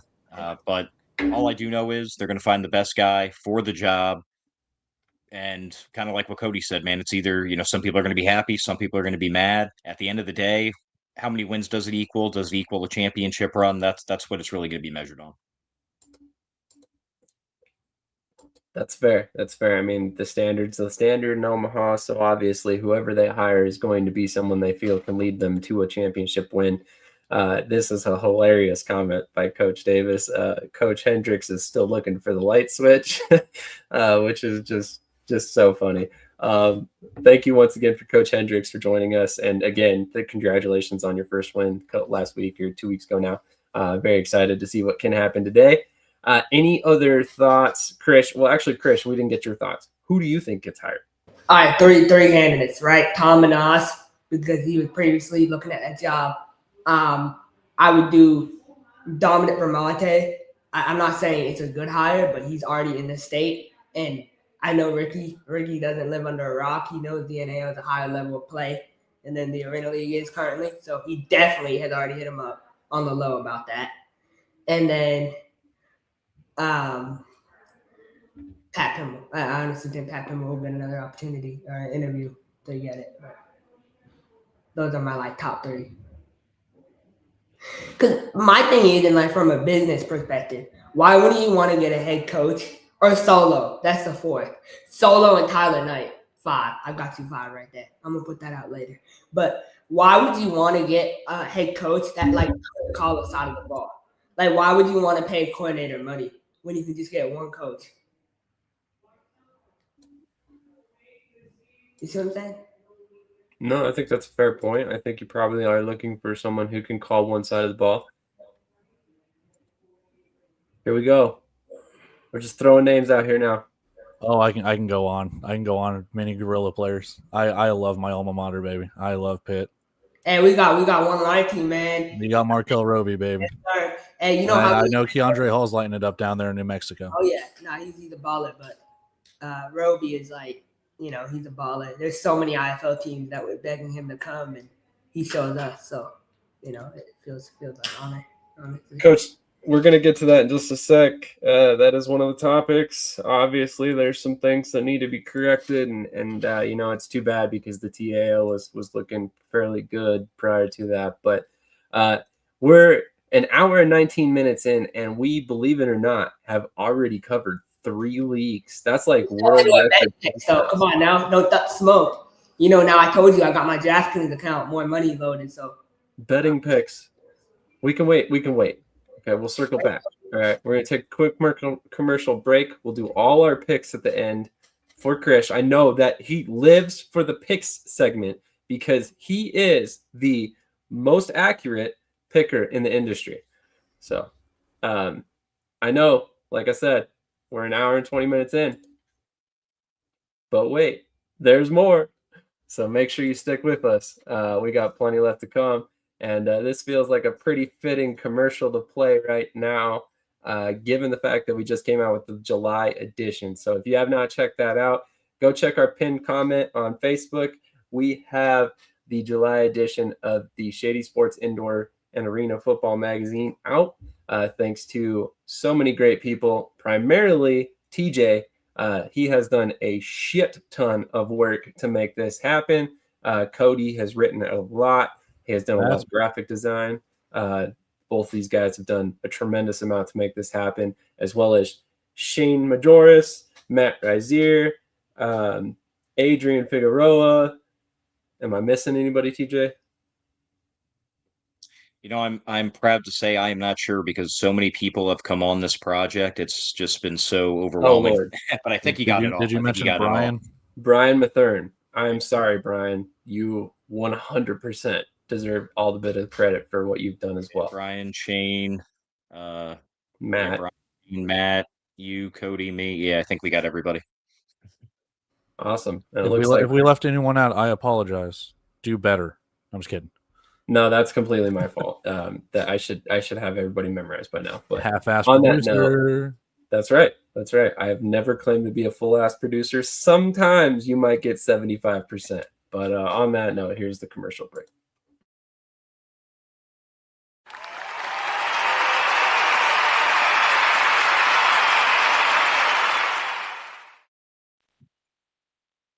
Hi, everyone. This is TJ from Shady Sports Network.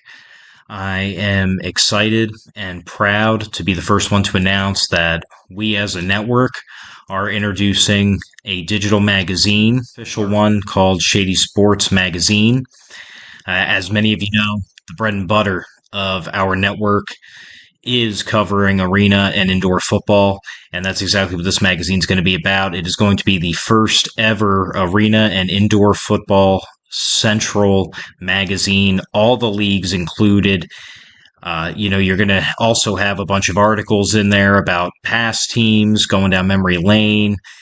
It's just going to be a one-stop shop for the already diehard fan. It's going to be an easy spot to get all of your info, no matter which league or however many of the leagues you may watch.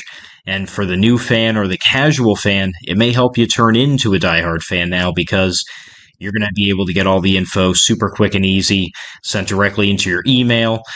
We will announce in the upcoming weeks when the inaugural issue is going to be released. And believe me, we will definitely keep you updated on our shows and network as a whole on how to sign up for that list to get it.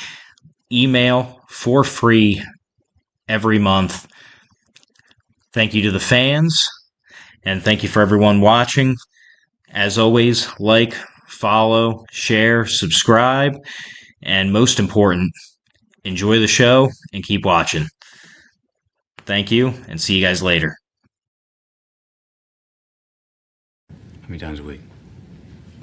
Like three, four times maybe. I'm gonna pump those numbers up. Those are rookie numbers in this racket. Once again, if you want to check out the latest edition of the magazine, it is in our pinned comment on our Facebook page. So make sure to go check that out. It's also various other places. If you really cannot find it, contact any one of us. We will make sure to get it to you. There has been so much work put into it that I'm unbelievably blown away by how awesome it has been. So, sorry, this go ahead. past month's issue has over 90 pages in it, guys. So a lot of action and information. Agreed. And honestly, I don't know that I ever anticipated it being that large. Yeah, look out, Phil Steele. Which, if you don't know who that is, he makes the college football preview magazines. I read them every year. So be on the lookout, baby. Hey, just saying, you want to add to that magazine you got there, buddy. I'm just kidding. Krish creating generational wealth, $5 at a time. Krish bets a lot more than this. Come on, Coach. You watch this show. $11 is my unit. I love it. And you don't know that he bets $22 at times? No. My plug is gonna have me living in Section 8 housing, so I need to have a bounce back weekend, man. Come on. You got to stop spending so much money with your plug, buddy. I don't know what to tell you. Bounce back weekend is the most accurate, eh? Yeah, exactly. Lord, there is a lot to unpack there. But all right, let's shift gears to the TAL. Obviously, we've been a bit of a large supporter of the TAL, so I don't want to dump on them by any stretch. But there has got to be some improvements in Memphis in the setup. It is not safe. A player or a fan is going to get seriously hurt. There's no end zone pads. The dasher pads fall over quite frequently, and the fans are right at the back of the end zone, which I know is the norm in arena football, but at least with most of the arenas, you have those walls, those pads to slow down that player, which, by the way, that has a metal helmet on. I'm not sure if anybody's paid attention to that fact. So that's it just needs to be better, right? When were helmets made of metal? What's that? When were helmets made of metal? Forever, basically. I thought they were plastic. Well, with a metal face mask. Checkmate, boy. Thank you. All right. Dear Lord. Regardless, there's a very hard object designed to protect them and harm anything else that gets in their way. So it's just not a good situation, and I really hope that eventually they can get this cleared away, because this has realistically been the one exception to the TAL looking fairly good setup wise in their expansion. So definitely not a big fan of how it's looked. There was some plays last night where it just, again, looked very dangerous. My only concern is safety, right? We're not necessarily trying to harp on the league. We want players and fans to be safe. That's it. So make it safe. Let me rant really quick, because it's not just Memphis. Like sure. Matt pointed out, let's be real. It's something you expect from a team like Wyoming in the AIF, not Memphis. We've seen that with Wyoming. We've seen it with Memphis. We've seen it with Oregon. We've seen it with so many teams. What was the one league that had the blow-up dasher pads? I can't remember who that was. Somewhere in Texas, if I'm not mistaken. At what point are you just going to sit there and be like, we don't have the standards to host an arena team? We got the money, sure. But if you're not putting the money into safety, into the arena, into making sure that your arena is suitable to host arena/indoor football games, what are you doing? I get it. You want the new toy. You want to bring fans out and entertain and do all that stuff. But if you are not making safe environments for your players, your coaches, or even your fans, one, that's a liability waiting to happen. And two, it has been a very, very long time since there's ever been a death or anything in arena or indoor history. You do not want to reset that counter. Couldn't have put it better myself. And as much as I hate to say it, if there was ever a situation that could arise that could potentially create that, it's a player running full speed through the back of the end zone and hitting a fan.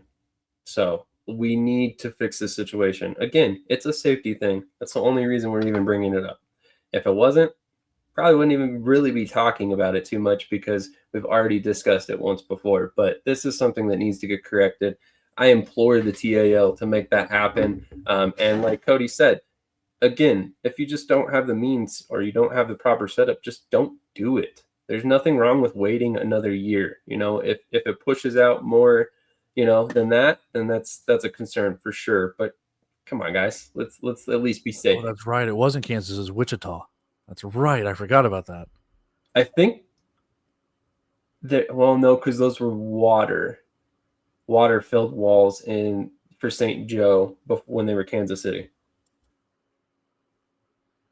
Well, at Wichita, the regulators or whatever had blow-up pads too, but I remember there was another one that had like white blow-up pads. I could have sworn it was somewhere in Texas. Could be mistaken. Right. And yeah, and it wouldn't shock. It almost looked like sideways, like bouncy house pads or something. Yeah. Yeah. I can't remember who it was though, but yeah, that looked terrible and it was very ineffective. That's another good point too, and that's another safety concern as well. So, yeah, lot to unpack as far as that safety thing, but I mean, it just seems like it's a every year thing. Texas Revs, so I think he means the Texas Revolution, if I'm not mistaken. Here's the point I'm trying to make here. Look at all these comments. Everyone has a horror story, whether it's the blow-up dashers or anything like that. They're naming teams. They're naming leagues, which means this is not the first time it's happened, and it probably won't be the last time. Safety's got to be your number one concern, because what's the biggest driver when it comes to all the money of owning the team? It's insurance, it's workers' comp, it's all of that stuff. You got to make sure your players, your coaches, and your fans are safe, man. Agreed. But obviously there's other stuff to talk about in the TAL other than just this one situation, so we're not going to harp on that too much longer. Again, we implore the league to fix this situation. But Arkansas has clinched the South Division with their win over Memphis last night, which means they will be representing their division in the playoffs this upcoming season. Krish, I know you have had some choice words for Arkansas this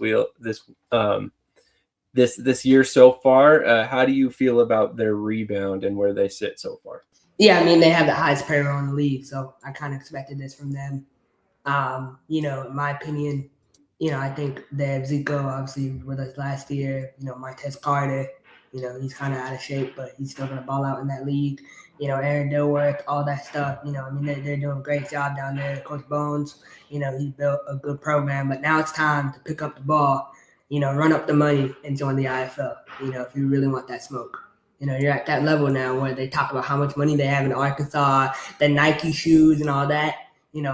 I know they submitted an application to the IFL, but, I hope they get in. I really do, because I would love to see that team in the IFL. Love it.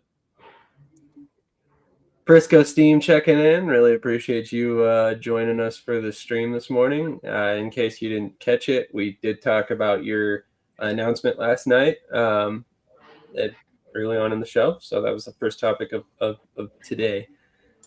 Mike Davis says boat race. Brian Mathern says boo.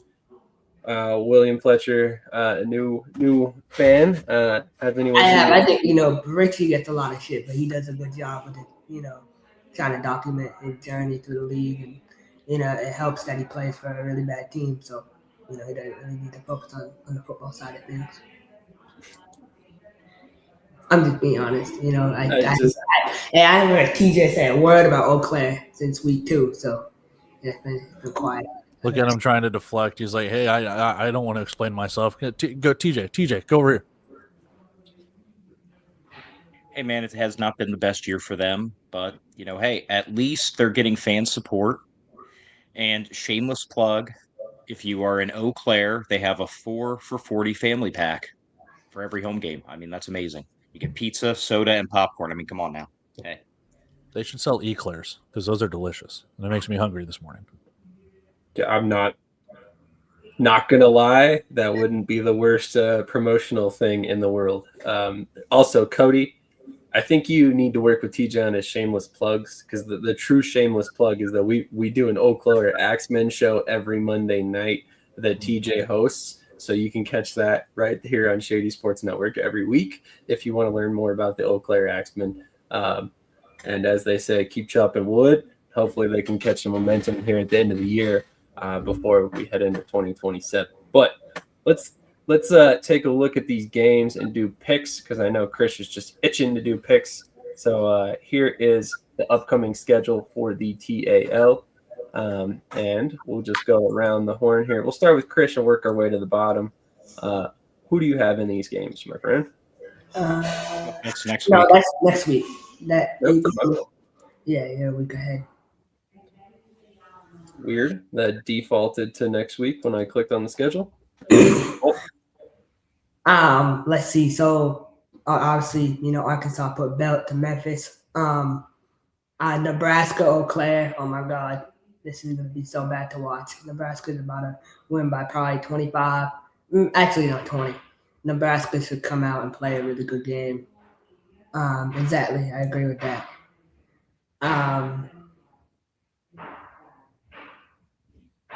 I don't even know what to say about that.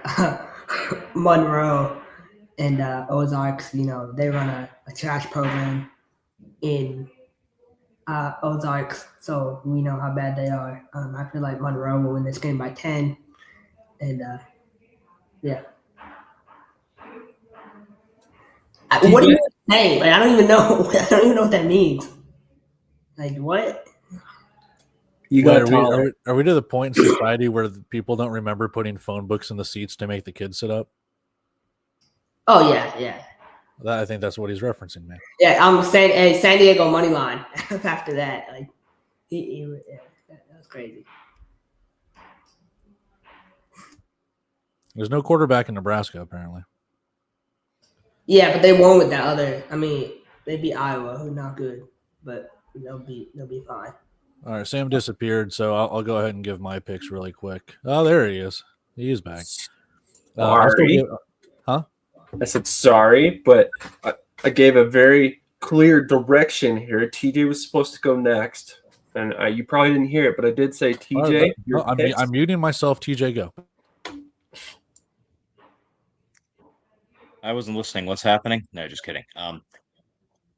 Yeah, I really want Eau Claire to get their first victory, but man, Nebraska, they're a tough team. My heart says Axemen, but my head's telling me the Siege probably by like 2 or 3 scores, unfortunately. And then for Monroe and the Lunkers, I think I'm going. That's a close one, but I think I'm going to take the Lunkers just because they're at home. Okay, this was a quality joke. I do not have a phone book handy. I really wish I did, because it would have been hilarious if I was like, actually, and had a phone book. But, next time. I've torn all mine in half. That's how big and buff I am. That's right, brother. All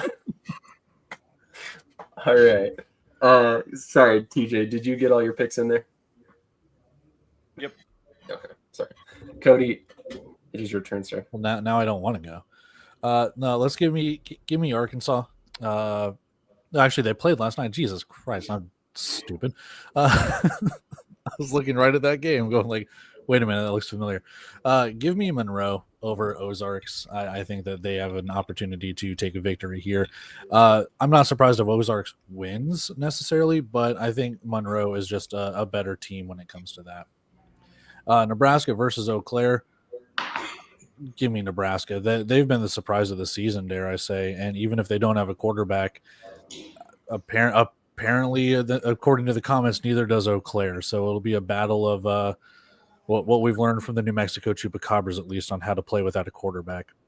Finally, Iowa versus St. Joe. Just give me the hometown team. Just give me St. Joe. We'll see if they can pull out the victory. It's just one of those things, too, where I'm not shocked if Iowa. No, they played last night. They played last night? Yeah, that's schedule graphics wrong. They actually had a doubleheader last night. The Woo already won.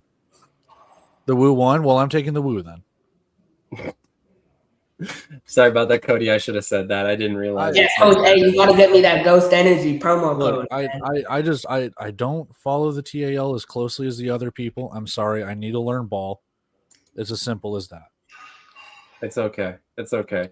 I will say my biggest takeaway from the St. Joe Goats last night, the St. Joe Goats game last night, was the ridiculous commercial that Garage Beer has. If you didn't watch the game, I highly recommend going back and just watching it strictly for the commercials, because it is one of those situations where I was laughing so hard strictly at one of the Garage Beer commercials that I just couldn't help but talk to people about it last night. It was hilarious, slightly inappropriate, but hilarious. So those are always my favorite jokes as far as that goes. But yeah. So anyway, Arkansas defeated Ozarks last night, Memphis last night, and then also St. Joe's lost to Iowa. So as far as my picks for this week, give me Nebraska over Eau Claire. I think they're going to roll through the season, and ultimately they may even go undefeated. We'll see. Then we have Monroe, I think, might be able to steal one on the road, but I'm going to go ahead and pick the Lunkers on this one. I know your boy down there with the Lunkers, man. I told you, this is his last season. He's going to be let go, unfortunately. Yeah, my guy, the guy that I talked to one single time since that thing we went to in April. Yeah, pro level sports combine. Yeah, I mean, exactly. you would think he would go there and find talent, but it doesn't look like it. He, to my knowledge, and I do actually have a little bit of knowledge here, he did offer 2 kids from that event, and to my knowledge, I think he signed one of them at one point. But he was actually the top performer in 2 of the agility drills at defensive back. And I think he actually offered the linebacker that led the event in bench press reps. And dude put up like 35 reps on the bench or something like that. So he tried. He tried. He was.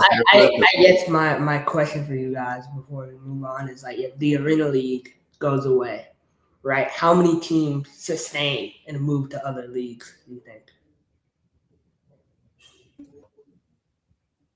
Are we talking like long term? Like right after the season. So say it goes away. How many of these teams go, and what leagues would you say they would fit in? If TAL goes away right now, I could see Arkansas obviously would go to another league. I could see Monroe maybe, only because I think there's some interest in having a team down in Louisiana. So it would be a quick, cheap way to just purchase a team and move on. Maybe Iowa, because they have individual ownership. And I think if he was to move to a league with just one team, maybe we see more investment in just that one team, and it's a little bit easier for him. Ozarks, I think, could do it. St. Joe's could do it. Nebraska could definitely do it if they weren't league funded. So I don't know if they have an owner in place yet, but if they did, they could definitely move to another league. Really, I don't. Eau Claire would probably be one of the few exceptions that I don't see working out, just because we've already seen them have an owner that left. The the on-field product hasn't been super great. And then also, I don't know that market is really starving for football the way we would hope for a bigger or for other leagues. Cody, any thoughts on that? When it comes to TAL moving and shaking, I think Arkansas, if the rumor that Krish threw out there is true, that they've already applied to the IFL, then that's definitely going to be a hot market. It's been a minute since I think a team it's got to be back in not even the CIF. We're talking AF2, CIPFL or whatever with the Arkansas Diamonds, the first go around, or the Arkansas Twisters and stuff like that. Arkansas might be a good market. The Siege, they just became a team, so I wouldn't necessarily see them going anywhere. I could see them moving. Same thing kind of with Memphis. Now, how long they stay, I'm not sure. St. Joe can make the move. Ozarks could make a move. Iowa plays in the Unidome. They just moved there this year. Is that a place where people want to go? Then you're looking at what league, putting up nets, putting up rebound nets if they go the arena route. How does that work in a college football stadium? So, it's. I could see some teams. I could also see not a lot of teams, mainly just due to location, arena, things like that. It's all dependent on that. That's fair for sure. I mean, I think travel-wise, Arkansas would certainly make some sense for the IFL. Really, Arkansas could theoretically fit in damn near any other league. I mean, it would be right inside the footprint for the NAL. Obviously, IFL is pretty national at this point. They can add teams virtually anywhere, and it's going to benefit them. AF1, similar thing. They're not that far from Nashville, not that far from Kentucky if they continue. Even AAL for that credit. I mean, they're not that far from either Texas team. They're not that far from Montgomery. So, I mean, at that point, Arkansas is a very interesting market for that purpose. They literally could fit in any league. So, my prediction is Arkansas will push for the IFL, and I think there's a slight potential if they really have as much money as they say they do. They do have the fan support. I feel like they'll be able to push it and get in. But other than that, no. Like, I think the Lunkers, Nebraska, maybe St. Joe will move to the NAL, and Iowa will. But I think those four I could see going. Could very well be. TJ, any thoughts on any of those teams moving? Yeah, I mean, I could easily see Arkansas, St. Joe's, and maybe the Lunkers right away. I could definitely see Nebraska with if they are able to get an owner just because of the popularity and how quick they've hit the ground running. That just entices buyers to come in because of the instant popularity they're gaining. Uh, Monroe, Monroe could be interesting, but that's probably about it for me, honestly. I don't really see Iowa doing it. Eau Claire for me would be kind of like what you mentioned. I just don't know if the area is really hungry for another arena or indoor team. And the other two teams are first year, so I'm not sure about those either. Fair points. Fair points. And no offense to Memphis, but no one's touching them with that setup. So you aren't wrong there either. So obviously wanted to highlight this comment right here. We will actually have not one but two people at the AAL2 and AAL championships today. Cool McCain is already on site taking pictures. In fact, I'm trying to upload a video he just sent me, and we'll get that out there before the end of the show.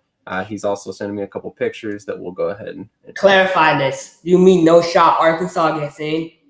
Because from what I see, you look at New Mexico and you see the setup they have, how far off. You know what I mean? I know New Mexico has like money like that, but how far off is Arkansas from that setup? You see what I'm saying? It depends on what you're talking about. Money is one thing, but remember Duke City was already a team that was in the league that got sold. So they were on hiatus, they were dormant, they got sold to new ownership. So that's why New Mexico is still kind of around. And again, to Coach Davis's credit, New Mexico has money. Not to say Arkansas doesn't, but if they do, then they got to put their money where their mouth is, to what Krish is saying. Yeah. When you look at the expansion franchises that the IFL has put out, and it's not to sound like elitist, but Athens, Georgia, right outside Atlanta, Austin, Texas, they're teasing New Jersey. They've gone Tulsa. They've brought in Jacksonville and San Antonio. They're looking at big markets. Not to say that Arkansas isn't a big market. I'm sure the IFL would take stable ownership over anything. The fact of the matter is, though, right now, I think the IFL has their sights set on a bunch of other things than someone in the TAL. And that's, again, that might be a slight at some people. I'm not trying to make it a slight, but I think the IFL has, dare I say, bigger fish to fry when it comes to that. I'm not entirely on that same page. Mexico, he says no shot for Arkansas to join. Interesting. They just spend it on Nike ID sneakers. That would depend on the arena too. You would need an arena that could fit goalposts. That's absolutely correct, and that is a factor for sure. A lot of this is hypothetical and would involve changes, obviously. Like Krish said, Arkansas has what we believe are the resources to make it work in the IFL, which cannot be said about every team out there in every league. So I think that's the main reason we're kind of making connecting dots. And then obviously they have a former IFL head coach. Former IFL coach as their head coach. He was not a head coach, but he spent many years, playing and then also coaching in the IFL as well. So he would, be a natural fit for a move to the IFL as well. So there are some dots to connect there. But we're going to go ahead and move on. We're going to take a quick commercial break. I do want to pull up this comment real quick. This is his personal opinion, though. So not based on insider information, which is not typically the case with Coach. Typically, he's... Nah, I feel like, honestly, though, with personal opinion, like, he's someone, like, he would do his, you know what I mean? Like, he would kind of do his due diligence before that and come up with, he has a reason for feeling that way, so. Oh, I'm sure he does. But he's also, he's throwing it out there that it's his opinion for a reason. I'm sure there's a reason why it fit in the American Arena League. That's what this comment says. I'm not with that. I don't think so. I actually, footprint wise, they would fit because they're right there with,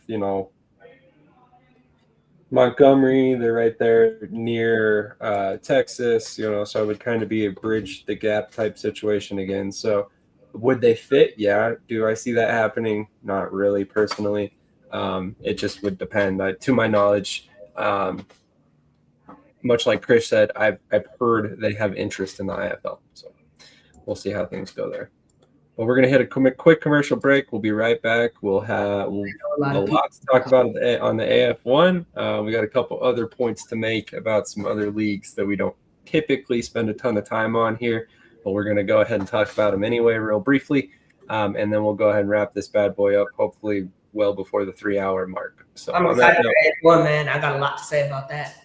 Yeah, there's a lot to say about a lot of stuff, that's for sure. So 4 hours. Quick commercial break. We'll be right back.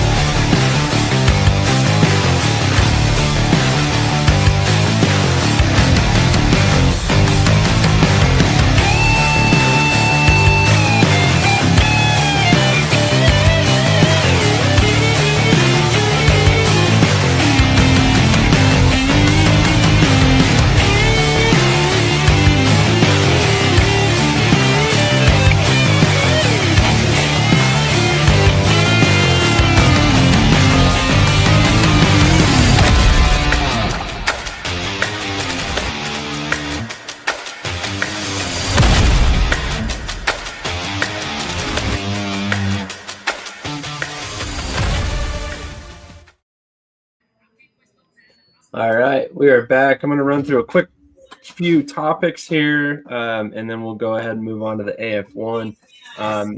Basically, there is a couple pieces of news coming out of the AIF, or what is left of the AIF currently.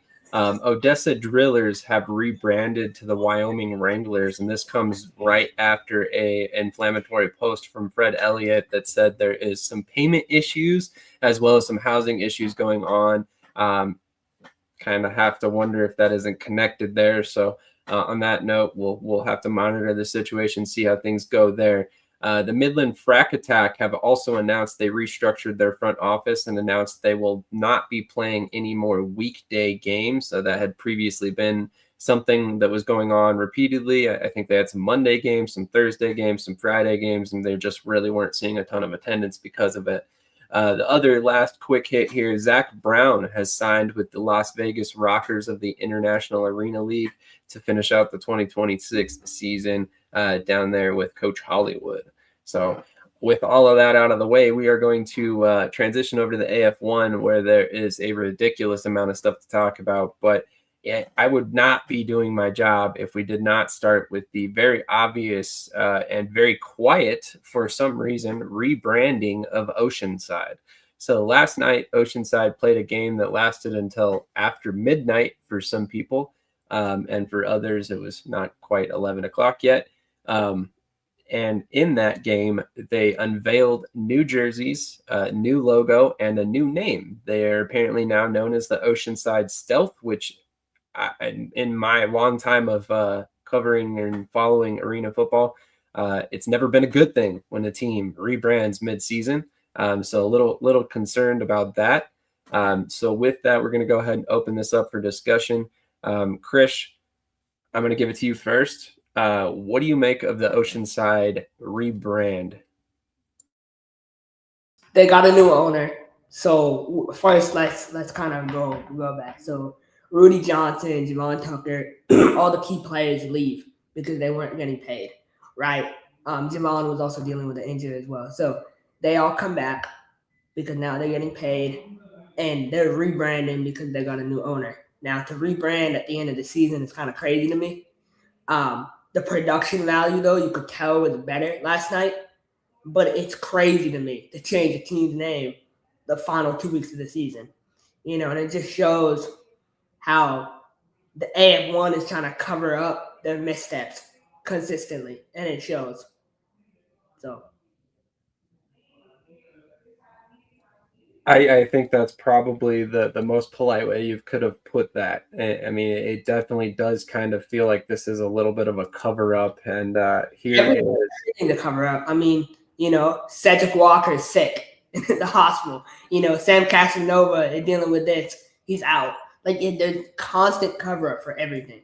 Like, just be transparent. That's what I. Yeah. Well, here is the new colors and the name. And give me just a second. I'll pull up the logo. But I will say that there was an improvement in the game day production last night. But I'm gonna kick this over to Cody. Cody, what are your thoughts on this whole situation with the stealth kind of rebranding mid-season? They need to take it a step further and rebrand every single game. I mean, it's simple. Like, you can have the alternate jerseys and stuff like that. We know, like, Quad City has like the Halloween in June. We know that there's Star Wars nights and stuff like that teams do. Just, if Oceanside wants to go the full gambit, do it. Every single week, you're a brand new team. Go from there. This is dumb. And I get why they're doing it, but at the same time, if they want to stick around and be the stealth, that's okay. But I don't know. I've never seen this. I don't know if there's ever really been a true mid-season rebranding. And I kind of brought this up in the group chat. If you are changing the name, does that affect the contracts at all? Because, like I said, and it could be nothing. It could amount to nothing. But if you sign a contract to play for the Oceanside Bombers and now suddenly you're the Oceanside Stealth, is that different? Or what's going on here? Because that could be a completely different team if you're changing LLCs or whoever owns it or whatever the properties are of the ownership and everything along those lines. So I'm not trying to muddy the waters. It could be a nothing burger, and that's okay. But once you start doing this stuff in the middle of the season, you start raising some really big red flags. Agreed. TJ, what are your thoughts on the mid-season rebrand, and have you ever seen this in your time of watching arena football? No, this one was a first for me. Obviously seen them in between seasons and things like that. That's regularly done. But just to start off the game broadcast and boom, there it is.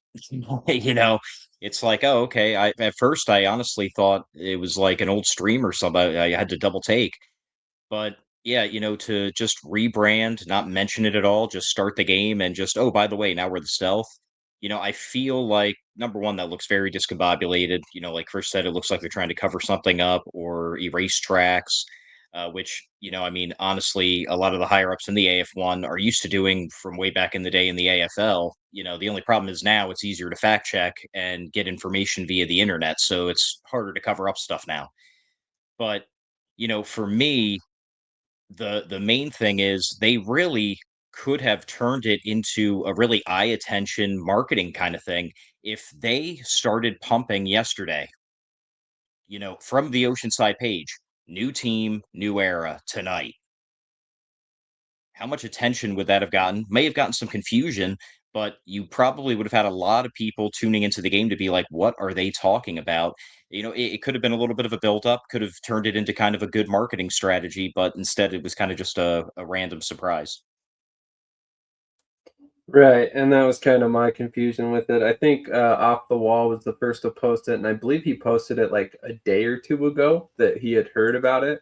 And then all of a sudden there it was, the Oceanside Stealth, and it was odd to say the least. Like the fact that you go through a rebrand and don't even mention it as a league and don't acknowledge it as a league is asinine to me. It's just crazy. So last night, a part of the caveat to that game that also kind of undershadowed this announcement or lack thereof, basically was kind of, I don't even know how to describe it. So it opened up more questions than it answered, in my personal opinion. So Michigan played Oceanside last night, but however, Michigan had played 13 games. This was a way for Oceanside to get their 12th game in of the season. However, the statistics only count for Oceanside. It plays no bearing on Michigan's record. It plays no bearing on any of Michigan's players' statistics. It essentially worked out to a scrimmage for Michigan. So, again, we'll go around the horn.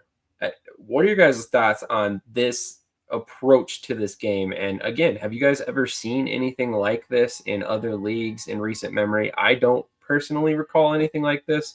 Outside of like non-league games where they haven't counted toward the record, anything like that. So it's kind of a weird situation top to bottom. Let's go to Krish on this first. Credit where credit is due, right? Michigan showed up and they played a great game, even though they knew it wouldn't count. And that's my problem. It's like, they talk about, we want every team to have the same amount of games. Bro, it's not Michigan's fault that you fucked up the entire season. Like, you know what I mean? Like, it's not their fault. So the fact they have to suffer from that is so unfair to me. Like, I don't like it at all. And so I hate it. I hate everything about it. It's unfair. A player could have got hurt, in a game that didn't matter. People are like, oh, play the backups. They have 25-man rosters. You know what I mean? Like, you can't like, just do it. Yeah, it's just, there's so many limitations, and so it's embarrassing. It's really embarrassing for the league, and they just start kind of making stuff up as they go. And none of us want to see the AF1 fail, but it's gotten to a point where it's like, come on, like, what are we doing?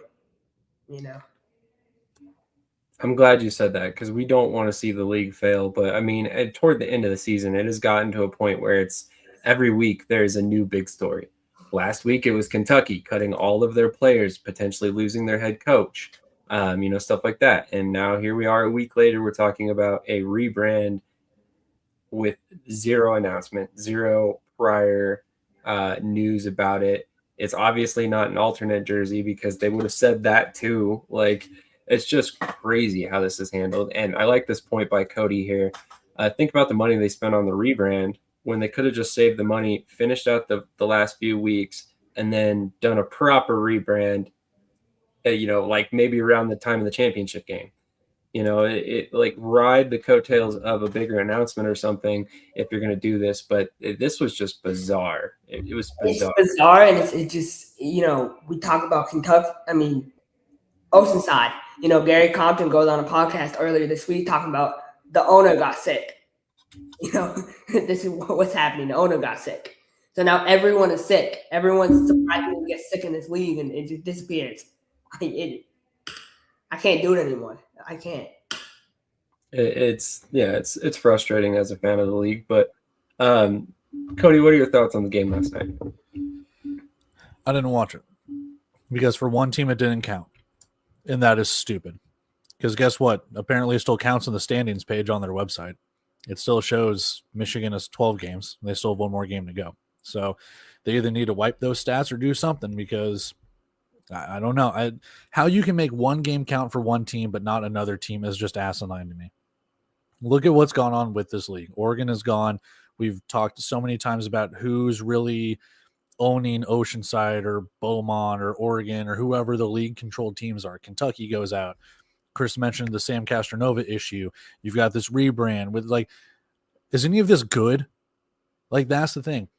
We've talked about this way in the past. We talk about it damn near every offseason.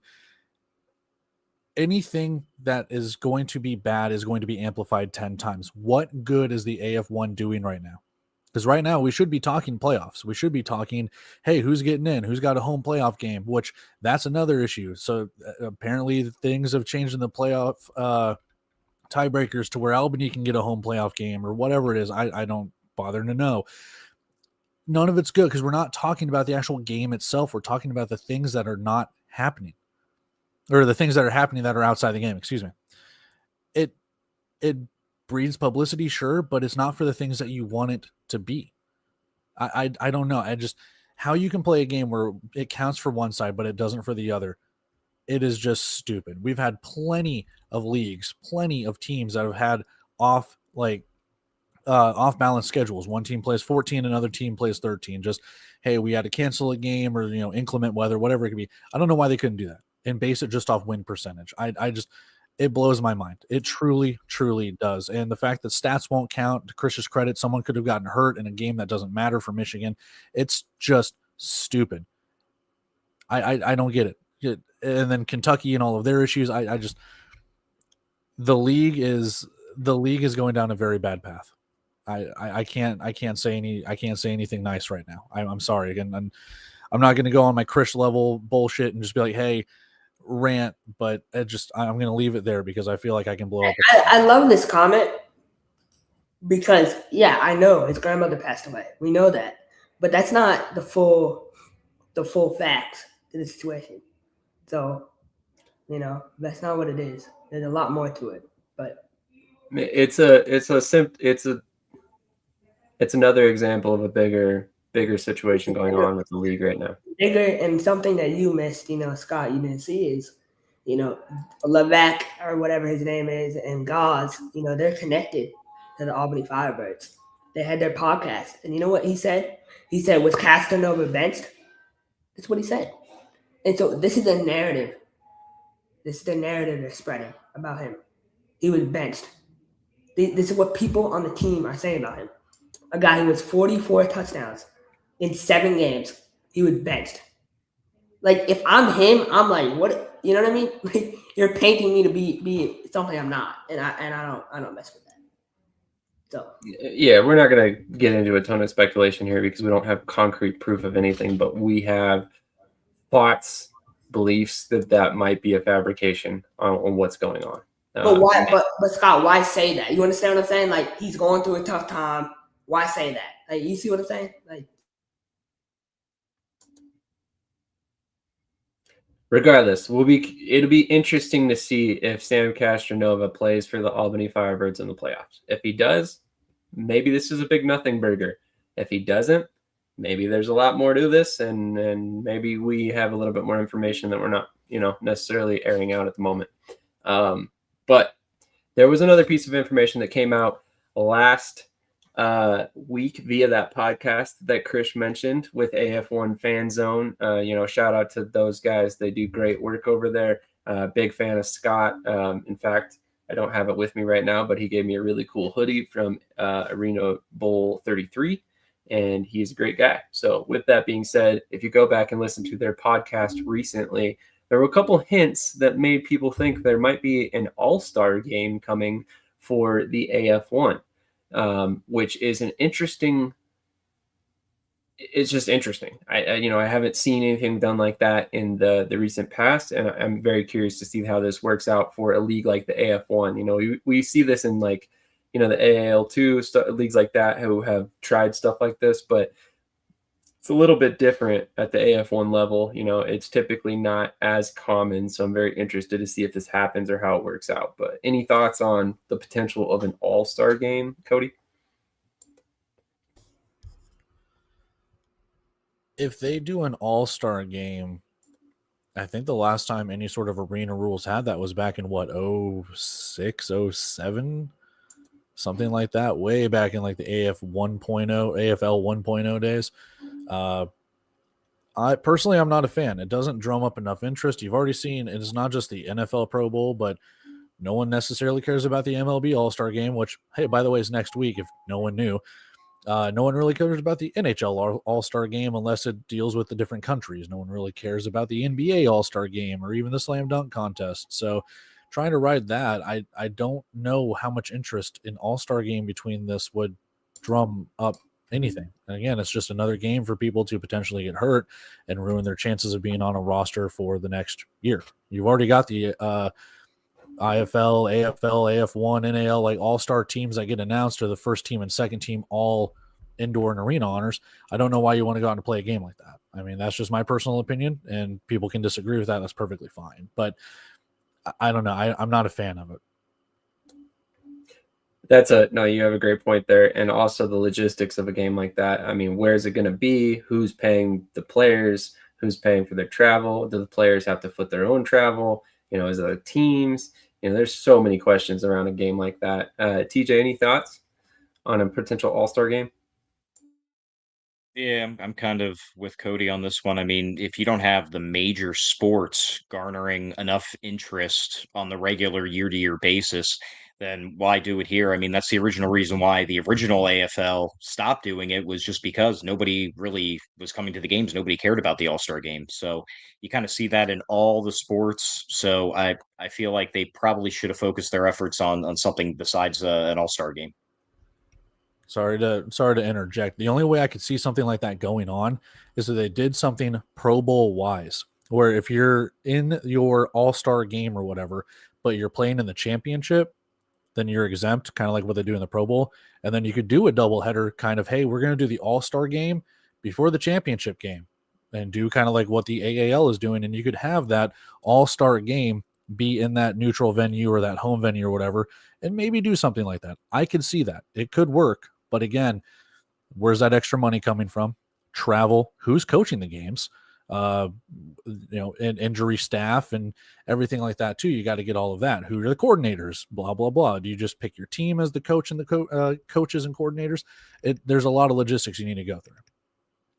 Right. And I think you hit on a couple things there. I mean, coaches, like who's going to do the coaching? I mean, is there, an up and coming assistant coach that wants an opportunity to be a head coach or, something like that you have to incorporate? I mean, there's a lot of questions around this. Would I love to see it? Absolutely, I would, because I think it's another chance for these players to kind of really showcase how good they are, the kind of talent and talent at a very widespread level there is in these leagues now. Like I said, there's a lot of logistics behind it that I think would make it tough. But Krish, any thoughts on a potential AF1 All-Star game? Yeah, I like the idea, but I feel like we're getting a little too ahead of ourselves. I feel like first the main focus needs to be stability on the current partners of the league. An All-Star game is something the IFL can talk about doing because they're so far ahead in that growth process. And the AF1 is simply not even anywhere close to that. So completely agree. What happens if exactly, this is a great thing. What happens if a player from a team goes and tears their ACL playing the All-Star game and that team is not around next year? What happens? I mean, that is a great point. Well, again, that's the issue too. There's no players association anymore. There used to be one in the AFL. There's not one in any of these leagues, if I'm not mistaken. And that's where the difference is with the big four sports. You have the MLB, NBA, NFL players associations and stuff. So they, not for the sake of saying this badly, but they can afford those injuries because it's in the players association that there is workman's comp and there is insurance and there's stuff like that that the league will provide. It's completely different when it comes down to these indoor and arena teams. Agreed. It's completely different. It's just there's so many different logistical hurdles, and the workman's comp aspect alone would be a huge thing. If it was a given that every single team was going to be back, it might not be as big of a deal, but there's a lot of different situations here that would cause. Yeah. Plus, if you have a game concern. like that too, and you're not wanting injury, you're going to turn it into like the NBA All-Star game where no one really plays defense, and you're going at 189 to 184. It's like we'll pretty much just be playing 7-on-7 drills. So, And I like that you bring that up, Cody, because that's even more of a risk of injury if you think about it. With the one man emotion, imagine not playing hard, and one guy's playing hard, like you could get hurt by doing that. and again, it comes down to, are you getting paid more because you made the All-Star game? Are you getting the same amount? Is if you're the MVP, do you get paid more because you're playing it? Like, it's going to come down to, are we doing equal pay? Who's getting paid more? Do you get a win bonus? It's just, there's so much that goes into it that there's not much you can do. Agreed. But we're going to go ahead and move on. We'll do our picks real quick since Krish loves to do picks. And we'll just go ahead and go right down the line here again, exactly like we did before. So we are obviously. Who are the Bombers? You know, I'm not sure. It's a good question. Almost like that rebrand was very sudden, and the league website wasn't prepared or something. It's weird. Okay, Krish, go ahead and give us a picks here. How many wins does Beaumont have this season? Do we know? 3 or 4. Okay. So they could still make the playoffs. That's funny. So here's my picks. Nashville and Albany. I like Albany to win this game, but I think they don't win by 9 points. I think they win by a touchdown. And I think Nashville still gets the number 1 seed. And that's Nashville's mindset going in this game has to be, I like the young quarterback for Albany, but this is his first real, opponent he's playing. That DB room for Nashville is nice. They're aggressive. So they're going to put a lot of pressure on him, and he's going to have to make plays. So the main storyline is, the battle of the brothers, whatever. Like, that's fun and all, but there's a lot of good plays, man, in this game that can change the course. That DB for Nashville had 4 interceptions last week, So, I mean, they got a lot of ballers over there. I think it'll be a good game. Albany's getting healthy slowly. So they got some new pieces on the D-line, but give me Albany by 7 for this one. They're going to come out and play it like it's Super Bowl, and I think Nashville will play a little not as hard as Albany. I don't think they'll match the intensity because Nashville's focus is staying healthy for the playoffs. Albany's focus is we want the number 1 seed. Kentucky and Beaumont. Beaumont will win. Kentucky's full of semi-pro guys anyway. Give me Beaumont by like 10. Washington and Minnesota. Washington's O-line has proven the last 2 weeks they cannot compete with the upper-level teams in the league. Well, Minnesota had the best D-line in the league. So I think Minnesota will get after them. I think Minnesota will win this game by 14 points. Those are my picks.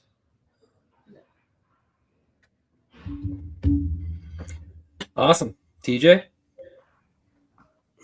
I'm going to go with Nashville just because, Albany, who's starting a quarterback. Kentucky and Beaumont. I'm going to go Beaumont because I really have no idea what team's going to show for Kentucky or who they're going to sign for right now. And then Washington and Minnesota. Man, I am riding the Washington hype train.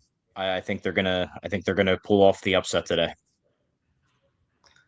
So I'm looking at this right now, and I'm seeing this. Washington only has 1 game left. So they're 5 and what? They're 5 and they can finish 5 and 7, and Beaumont can finish 5 and 7. So Beaumont has the point differential over. So all this little thing they put, them talking about how they clinched and everything, they haven't. They haven't yet. So that's an interesting note. Well, that's until they change the rules. That too, yeah. Right. We won't even discuss that again. But Cody, Picks, thoughts? I just hope they all have fun. No, I'm just kidding. But Beaumont's going to somehow get a victory. If Kentucky gets a victory after the trials and tribulations they've been through, I will laugh. But Beaumont did give Oceanside the Bombers, not the Stealth. They did give Oceanside their only win, if I'm not mistaken. Nashville and Albany. Give me Albany. I have said it in the very beginning.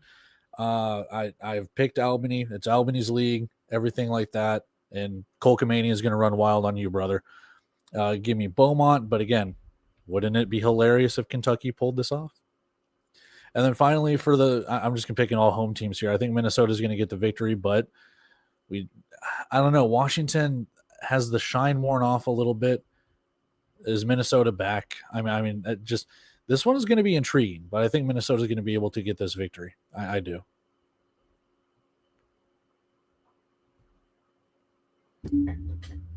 Interesting. I mean, it would be kind of interesting to see Kentucky win. It would definitely throw a wrench in it.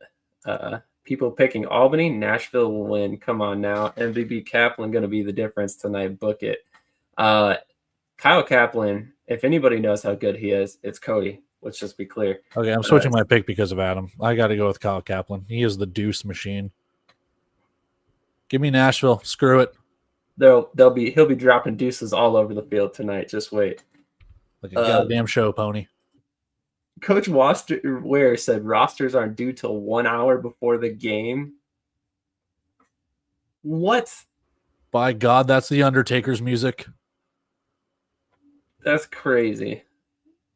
Kaplan didn't have a great game last week. That's right. He had one bad game. But to be fair, Nashville has scored something like 100 and what was the number again? I think it was like 180, 190 points in their last 3 games, something like that. It's been outrageous. So I think anybody who's playing against Nashville is going to have a tough time over the next couple of weeks. So they also conveniently have a nice little bye week right there for both Albany and Nashville, regardless of who wins there at the end. So that's awesome for them right before the playoffs. But Kaplan for league MVP, and I'm not even joking. I agree as well. If ever a kicker deserved it, was probably Kaplan this season. I was going to say, if Adam is the sole proprietor of the Henry Nell for MVP fan club, I got to take his word on kickers. Exactly. There you go. Man, I've got Nashville. I have Nashville beating Albany tonight. I was going to pick Nashville before the Kaplan mentioned, but I think that they're probably better equipped to win this game right now. If Sam Castronova trots out tonight, I think my feelings might change slightly, but I'd probably still pick Nashville currently. Give me Beaumont currently. We'll see. Maybe they jettison their entire roster an hour before the game. We never know. Give me Minnesota. I love what Washington's doing. I was hoping they're going to catch some momentum here at the end, but I think Minnesota's on fire right now. So I think they pick up the win here tonight. So Krish is back. With that being said, any final thoughts on anything AF1 related while I get the picks for IFL pulled up? Did TJ not give his picks? He did? Okay. I must have missed him. He threw me out there. I was like, I swear he went before you. I could have sworn. I was like, wait a minute. Did we skip TJ? But then I was like, wait, no, he gave his picks. Yeah, that's right. All right. Any other thoughts, Krish? No, you hope for the best, right? You want to see every league be successful, but, you have to be realistic about where you're at, and until you do that, your league won't get to where you want to get to. So, and that's any league. Fair point. The Indoor Football League had 4 teams in 2019, right? Or 2018. 2019? Yeah, 2019. Or, yeah, I think so, 2019. The point is they built up to where they're at now. Wait, the Indoor Football League only had 4 teams? They had 6. Yeah, they had 6. Really? They had Green Bay, Sioux Falls, Nebraska, Cedar Rapids, Iowa, and Arizona. Okay, but you understand my point. I think that was 2018, I believe. And then they got Tucson, and then eventually San Diego, and all of that. Yeah, keep going. Sorry. You get it, though. Right? Yeah. Like, you got to build up with good partners and people. Sorry, guys. Give me just a second. I'm trying to get the picks pulled up, but it just had me re-sign like a whole freaking new Look at this half-ass producer, half-ass in his producing. agreement. I was literally looking at him last night. That's the crazy part. You have the Jeopardy theme music to get on there too, or the Final Jeopardy? I should though. That would be hilarious. All right, there we go. There they are. So let's just go ahead and keep this little order that we've got going. Krish, you kind of messed it up because you were moved there. But let's go ahead and have Krish go first. Just work your way down the list, and then we'll work our way down the list. Yeah, so obviously, for our football program, we took a tough loss last week to Green Bay. I don't live in the past. I don't say we should have done this, we should have done that. That's a loser mentality. We lost. They played a better game than us. They made more plays. So this is a great opportunity to go down and play against a quality San Antonio team.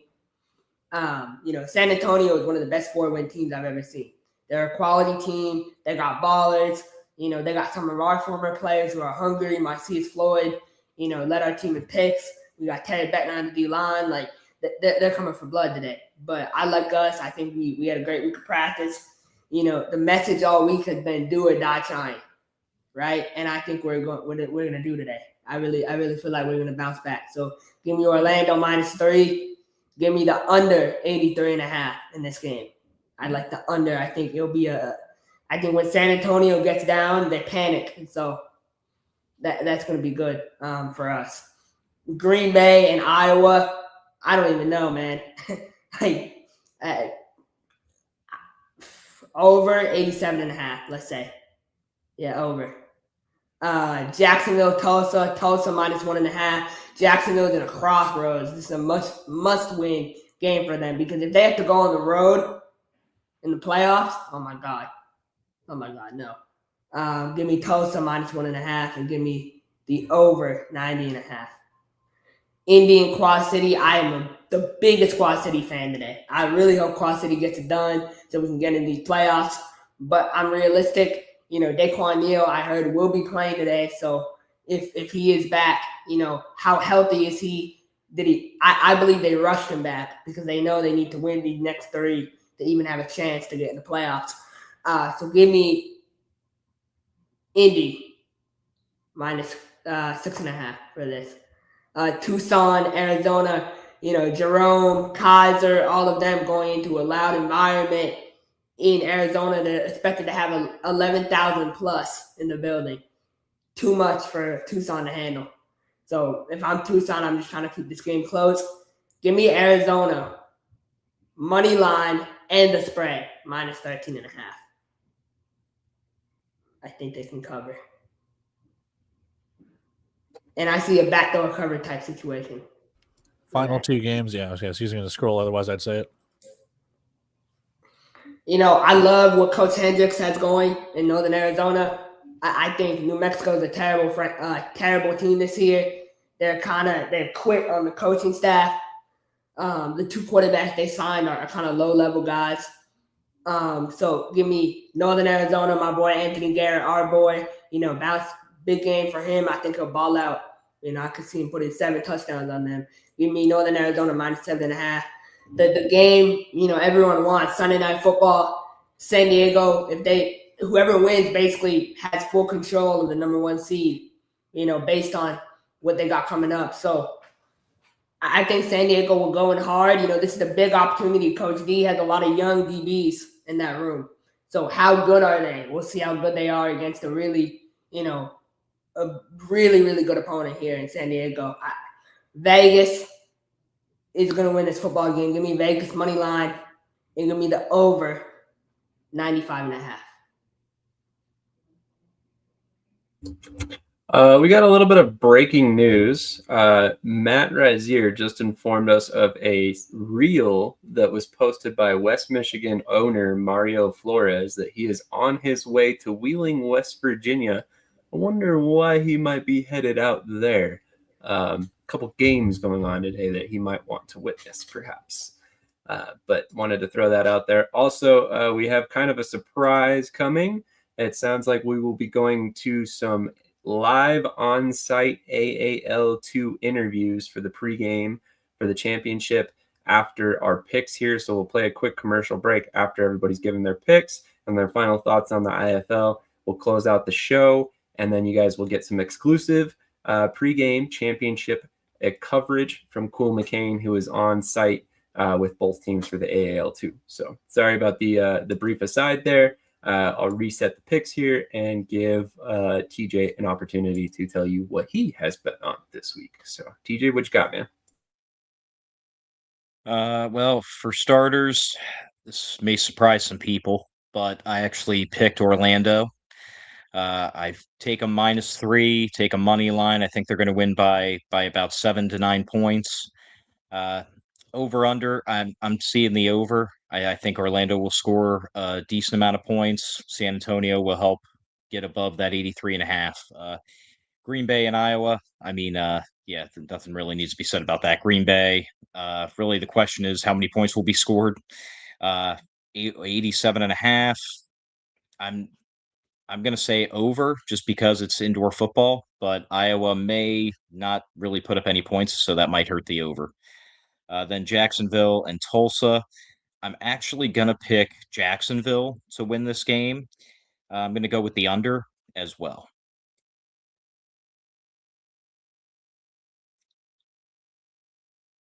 Then Fishers and Quad City, really, I'm going to say Quad City with the points just because Fishers has been just so wishy-washy this season. I think Quad City is going to keep this one close and at least cover the spread. I'm tempted to say over, but I think it's just going to miss, so I'm going to go under the 86.5. Then tonight's game, Arizona and Tucson. I'm going to pick Arizona. Not really comfortable with the point spread, though, just because they've been playing games tight lately. They've been dropping some games. Over under 84.5. I think it's going to be just under, honestly. So I'm going to go with the under on that one. New Mexico and Northern Arizona.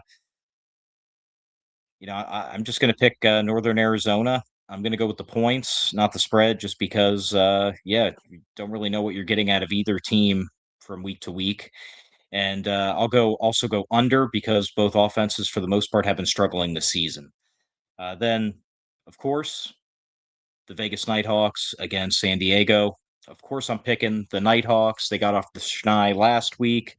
95.5, if I see it correctly. That's a really high point total. I'm going to go with under. I think it's going to be a higher scoring game, but I think they're just going to miss that mark. I also have some breaking news out of Vegas this morning. They released Ahmad Walker, the linebacker I referenced earlier. They also released Calvin Bundage. So they're going all in on the young linebacker, Reed Pullman, out of Jackson State. So that's something to watch. He's the only active linebacker they have.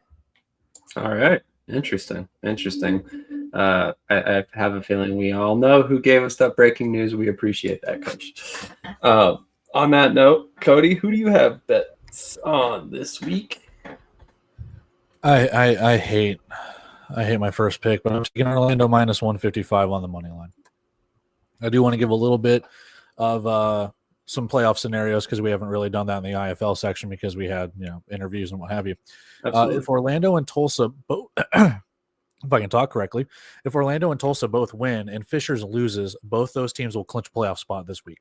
So there's an opportunity if things break a certain way that the East is like the seedings aren't set, but there's an opportunity here for all 4 spots to be clinched by this weekend if things break a certain way.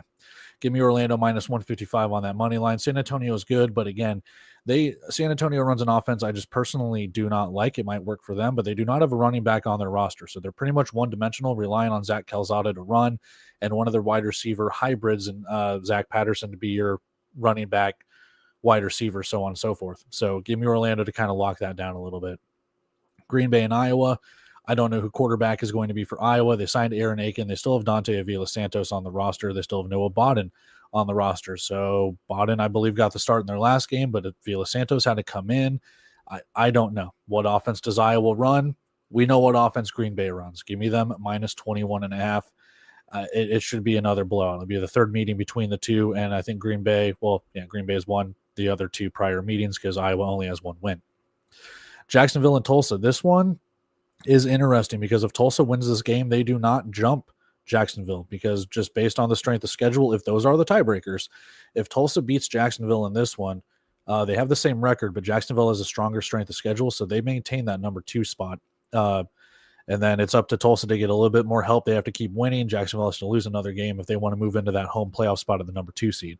If Jacksonville wins this game, Jacksonville will then pretty much solidify themselves, not fully, but pretty much solidify themselves as the number 2 spot, and they have the 2-game sweep over the Oilers when it comes to that. Give me the over in this one, because I think both teams are going to be a little desperate when it comes to it. I think both teams are going to play really, really well. We'll see how it goes. I do think Tulsa at home pulls out a very slim victory, but look at the over for that. Fishers and Quad City. My initial thought was Fishers minus 6.5 on the spread, but Omaha, I'm calling an audible here. I'm going to go Quad City plus 6.5, mainly due to the fact that Quad City's pass defense isn't that good, but their rush defense is pretty good. And Fishers, they don't throw the ball too much. They run the ball a little bit, quite a bit actually, and I think that can play pretty well into Quad City's hands. Now, the last time these two teams met was the very first game of the Indoor Football League season, where Fishers just looked leaps and bounds better than Quad City. Has anything changed since the very first game of the season? Plenty has. I still think Quad City can cover, but I think Fishers does pull out this victory here. Moving on to Tucson and Arizona. Give me the over 84.5 between Tucson and Arizona. I know Arizona's defense is pretty good, but Arizona's offense is just as good too. If they can put up what they did last week, like they did against San Diego, 65 points, rely on the defense to get a pick 6 or some sort of turnovers, and then maybe there's some backdoor covering and stuff like that too to get that 84.5 with Tucson and Arizona. I think Arizona pulls out the victory. They want to inch closer towards a home playoff game because they're not out of it either. Northern Arizona and New Mexico. Give me Northern Arizona minus 7.5. Kind of the same thing with Iowa. I don't know who the quarterback's going to be for the Chupacabras. I don't know what's going on with the Chupacabras. Their offense, their defense just leave a lot to be desired. Northern Arizona looks a lot more organized. Give me them with minus 7.5. I'm not necessarily fond of that hook, but at the same time, 8-point victory, 9-point victory, 10-point victory, it doesn't matter, because I don't know if New Mexico can score 30 points. The last time they played, it was 35-32, but I don't know. Things might have changed in the last couple of weeks. Finally, San Diego, Vegas. Give me the over 95.5. It's Sunday Night Football. 2 of the top teams in the league. We root for points in this. I want over 95.5. 2 offenses that can sling it. Jaden Delore is supposed to be back. Quentin Randolph's supposed to be back. If you believe Coach Davis's comments on the article that Peter Schwartz had on the IFL page. So if they're full health and good to go, I look for that offense to kind of be humming. San Diego should want to bounce back from what they had to deal with last week, licking their wounds. Give me the over 95.5, but I think Vegas takes that victory as well. And that is why we call you the the IFL expert, the AF1 expert. That was great. Highly offended on that, buddy. I know. You're the AF1 expert. You watched all 4 hours of the game last night. And real quick, speaking of which, I meant to mention this in the AF1 section, but if you have not taken a second to go check out the highlight video clipped by Off the Wall from last night's game, there is possibly one of the most entertaining big man touchdowns I've seen in a long time, where Rick Weaver takes a handoff and runs for, I think he gets like 30 plus yards for a touchdown. It's electric. One of my favorite plays I've seen in 2026 so far. Always love a big man touchdown, especially when it's a big one where he's breaking a lot of tackles, and it's just highly entertaining. But with that being said, with all the picks in the book, any final thoughts on the IFL before we bring on some exclusive AAL2 pregame coverage? Let me just say one quick thing when it comes to the playoffs. I mentioned the East. Let's talk the West really quick. Vegas and San Diego, winner of that's going to take the top spot in the West. I think Vegas, if they win this game, they have the doublehead tiebreaker over San Diego. I can't remember if they played 3 times, right? No, Wait, does San Diego beat them? I can't remember. Either way, I know that Arizona has the tiebreaker over San Diego and Vegas has the tiebreaker over Arizona. So there is some muddiness when it comes to that.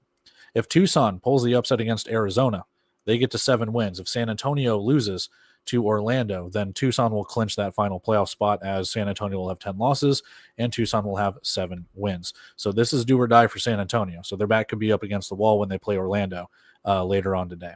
Tucson, they want that playoff spot as well. So there's still a lot to play for in these final 3 playoff spots. And I meant to mention this during the picks too. The one thing I think we have an advantage of is Coach Fuller. He calls our defense, and Coach Bain's offense in San Antonio is basically his offense. So he should know the offense, in and out to be able to stop them today, I feel like. That's a great point. That's a great point. And obviously, like Cody just said, there's a lot of teams still in the hunt, here at the end that could still make it into the playoffs, specifically in the East. I mean, the East is wide open right now.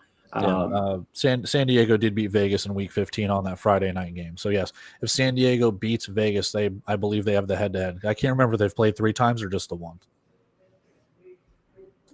Because this will be the second meeting or possibly third. I'll have to go back and look at the schedule.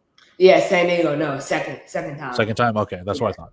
It came down in the last play Yep. of the game, but I will say, I know Coach Davis is shaking to have to go on the road in the playoffs in front of all 20 people in San Diego. Vegas has way more of a home field than San Diego does. So. Oh, and that's the other thing too. If San Diego beats Vegas, they get to 11 wins. If Arizona loses, they get 6 losses. So then San Diego and Vegas will lock up the home games, the 1 and 2 seeds in the West, which pretty much locks Arizona to the 3 seed. There's a lot still left on the line with 3 weeks left to go in the IFL. Excited for it. I just want to let everyone know I'll be putting out my Coach of the Year poll on Monday. So, I meant to put it out last night, but 2 nights ago, but it changed one of the head coach's skin tone, so I have to go back and redo it. But we'll put that out, and my Coach of the Year is Corey Robeson, and I think he deserves it. I think he's the best person for that. So I will say this too, sticking on the playoff thing from my end. Quad City needs to win all of their games, and they need Tulsa to lose all of their games because they play Tulsa in back-to-back weeks of the final 2 weeks of the season. If that happens, they get the head-to-head tiebreaker at 8-8, and there is an opportunity that they fit into that 4th and final playoff spot. They need Fishers to lose in this game as well as Fishers and Quad City play, and they need them to keep losing as well. So they're not out of it, but that it's like a fishing line, razor-thin margin of error, if any, for Quad City. Fair enough. Real quick, let's run down and just get your guys' predictions. I mean, who do you guys see making the playoffs in the final spots for the East there? Let's go to Krish first. Obviously, I'm biased, right? I think we can do it, honestly, but we have the personnel to do it. I feel like we really can make a push. So for me, the 4 teams will be Green Bay, Tulsa will be 2, Jacksonville will be 3, and Orlando will be 4. For the West, it's pretty much set. I think Vegas will get the 1. San Diego will get the 2. Arizona will get the 3. And Tucson will get the 4. However, I do see a situation where San Diego does get the 1. I can see it going either way. I could definitely see that. Northern Arizona is going to come in and play so hard that last week of the season. And I don't know. I wouldn't know how many, who, if they rest starters or whatever, But they're coming off a bye week, too. Vegas is coming off a bye week, so that's one thing to note. Fair point. TJ, who do you have making the last few playoff spots? Yeah, my list actually matches Krish. I think Orlando holds on and gets in. And then I think, Tucson in the West. I mean, the West is pretty much set. Tucson, all they really have to do is just win one more game, and mathematically they clinch it pretty much. So I think it's pretty much set as it is right now. Cody? Yeah, it's that final week of the season, man. Week 20, you've got Orlando versus Fishers at Fishers. That could determine that final playoff spot. Tulsa, they have to play Quad City in back-to-back weeks. They play Jacksonville this week, so they're not out of it. Fishers, again, they play Quad City. They have to play that. And then Jacksonville themselves, they have to play Green Bay the final week of the season. So it is all right there. Exactly. Fishers and Orlando for that final playoff spot could be huge. It could all boil down to that too. Because who won the first matchup? I can't remember. I have to scroll up really quick, but I'm lazy. Because then that could be the head-to-head tiebreaker, to be brutally honest with you. If not, you have to go strength of schedule, which I think Fishers has the strength of schedule over Orlando right now, but things could change. But give me Green Bay. I do think Tulsa could pull out that second seed. Give me Jacksonville and give me Orlando. I think I'll go right along with you guys. That's right. Orlando got the walk-off over the wall. So, yeah, if Orlando wins, they will have the head-to-head. Otherwise, you have to go strength of schedule. If they finish with the same record, Fishers might have the better strength of schedule. Yeah, they do, by 2%. Yeah. In the West, I think Vegas, San Diego, Arizona, and Tucson. I think nothing really changes there. You're just waiting for one more loss or maybe two more losses from San Antonio. If that's today with Orlando, and then they play Arizona the next game. So I think somehow, some way, Tucson's either going to back their way into that final playoff spot, or if they can pull an upset against Arizona. They do play Northern Arizona the next week, so I do think Tucson clinches that final spot, and that's where you kind of have it. There you go. Lots to unpack there. I mean, obviously, this is why we enjoy the IFL. That's why it's one of the more entertaining leagues that are around, that are, non-NFL leagues, because they have 16 teams or 14 teams, and are set to currently have 16 teams for the 2027 season. So there's a lot of scenarios they have to play out. There's a lot more games, and toward the end of the season, it gets very interesting. So it's going to be a lot of fun to see these last few spots get figured out. That's the number one league, man. Agreed. And, I know some people have called us, favoritists, or whatever you want to say. Maybe it's favoritism for the IFL.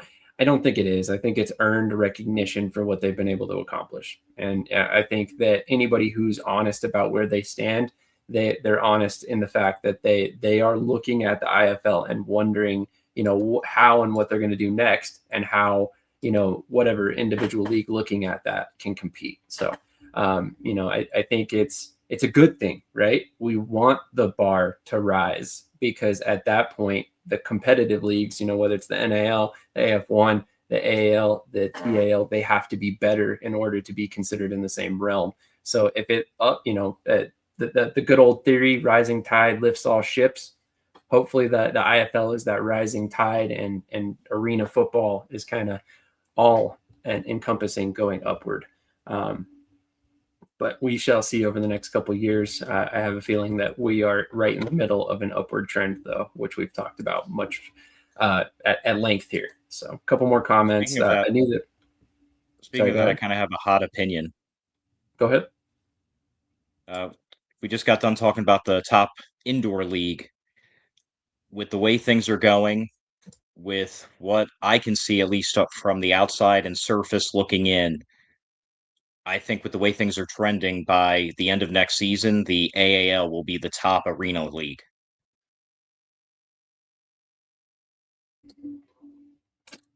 Interesting. And when you say arena league, to clarify, you mean arena rules league? Yes, they will be ahead and above considered the AF1 and any other pop-up arena league that's coming in. Yeah, I would agree. For the arena style, because they'll be the only one. So they could very well be. I mean, at this point, it seems like we're trending that direction. They're nowhere near, obviously, the level of the IFL yet, but the arena style, 100%. Not to go off on a tangent, I really don't want to get into this topic too much, but honestly, that's the disappointing part about the AF1 right now. Some of the teams in that league are among the most stable, well-run teams in any indoor or arena football league, and unfortunately, the league itself has been so unstable around those teams that it's kind of taken away some of the shine from what they've been able to accomplish. Right? I mean, we should be all talking about Nashville versus Albany, Colca versus Colca, and focused on that, because that's the big game this week. Not talking about Oceanside rebrand or Kentucky situation or anything like that. And it's unfortunate, really. So I hope we can get things figured out in the AF1, whether it goes away or they solidify, whatever it may be. Because at the end of the day, Nashville, Albany, some other franchises in that league, Washington, a couple of the other teams in there, deserve recognition for what they've done to grow the game and continue to raise the bar. So for what that's worth, I wanted to throw that out there too. We have a lot of fun. We razz people. We talk a lot of crap. I'm not going to lie.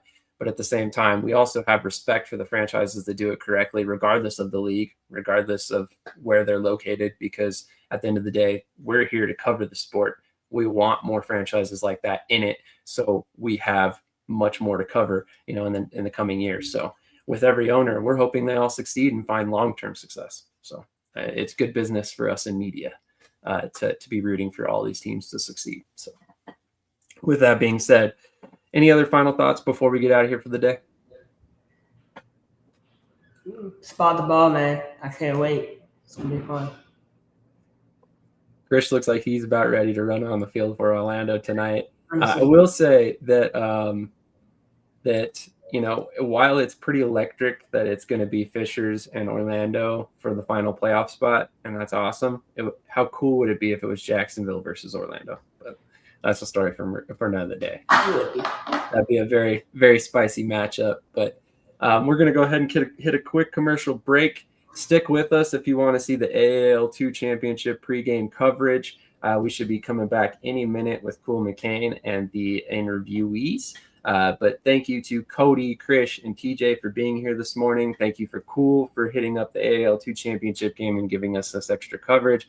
Thank you to our guests this morning, Coach Larry Hendrix, as well as Kavon Samuels from the Salina Liberty. And thank you to our gracious sponsors that make this program continue to keep going on a week in, week out basis. Appreciate everyone, tuning in, watching, commenting, questioning me. It's awesome.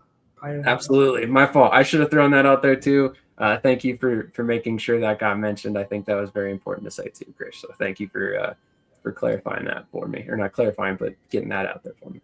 But thank you to everybody, like Krish said, that tuned in. We will see you guys next Saturday. But again, if you want to see the AAL2 Championship game pregame coverage, stick with us. It'll be coming up any minute after this commercial break.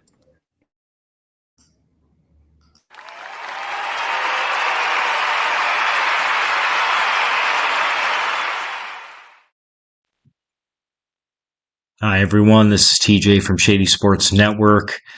I am excited and proud to be the first one to announce that we as a network are introducing a digital magazine, official one called Shady Sports Magazine. As many of you know, the bread and butter of our network is covering arena and indoor football, and that's exactly what this magazine is going to be about. It is going to be the first ever arena and indoor football central magazine, all the leagues included. You're going to also have a bunch of articles in there about past teams, going down memory lane. It's just going to be a one-stop shop for the already diehard fan. It's going to be an easy spot to get all of your info, no matter which league or however many of the leagues you may watch. And for the new fan or the casual fan, it may help you turn into a diehard.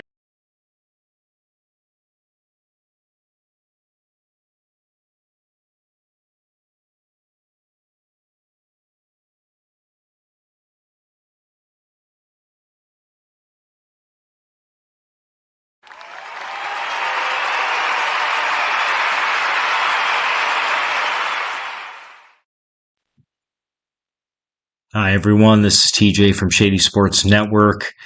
I am excited and proud to be the first one to announce that we as a network are introducing a digital magazine, official one called Shady Sports Magazine. As many of you know, the bread and butter of our network is covering arena and indoor football, and that's exactly what this magazine is going to be about. It is going to be the first ever arena and indoor football central magazine, all the leagues included. You're going to also have a bunch of articles in there about past teams, going down memory lane. It's just going to be a one-stop shop for the already diehard fan. It's going to be an easy spot to get all of your info, no matter which league or however many of the leagues you may watch. And for the new fan or the casual fan, it may help you turn into a diehard fan now, because You're going to be able to get all the info super quick and easy, sent directly into your email. We will announce in the upcoming weeks when the inaugural issue is going to be released. And believe me, we will definitely keep you updated on our shows and network as a whole on how to sign up for that list to get it. Email for free every month. Thank you to the fans, and thank you for everyone watching. As always, like, follow, share, subscribe, and most important, enjoy the show and keep watching. Thank you, and see you guys later.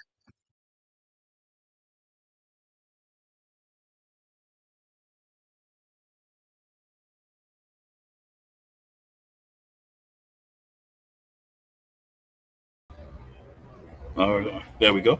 All right, good people. It's your boy Cool McCain. AL2 championship game, Wheeling, West Virginia. We are here today. First, we're going to start with some of our illustrious coaches from the Peach State's Cats. So y'all know how I get that. I'm going to let them introduce themselves. Coach, go ahead. My name's Coach Earwood, assistant coach. Been with the team for about 6 years.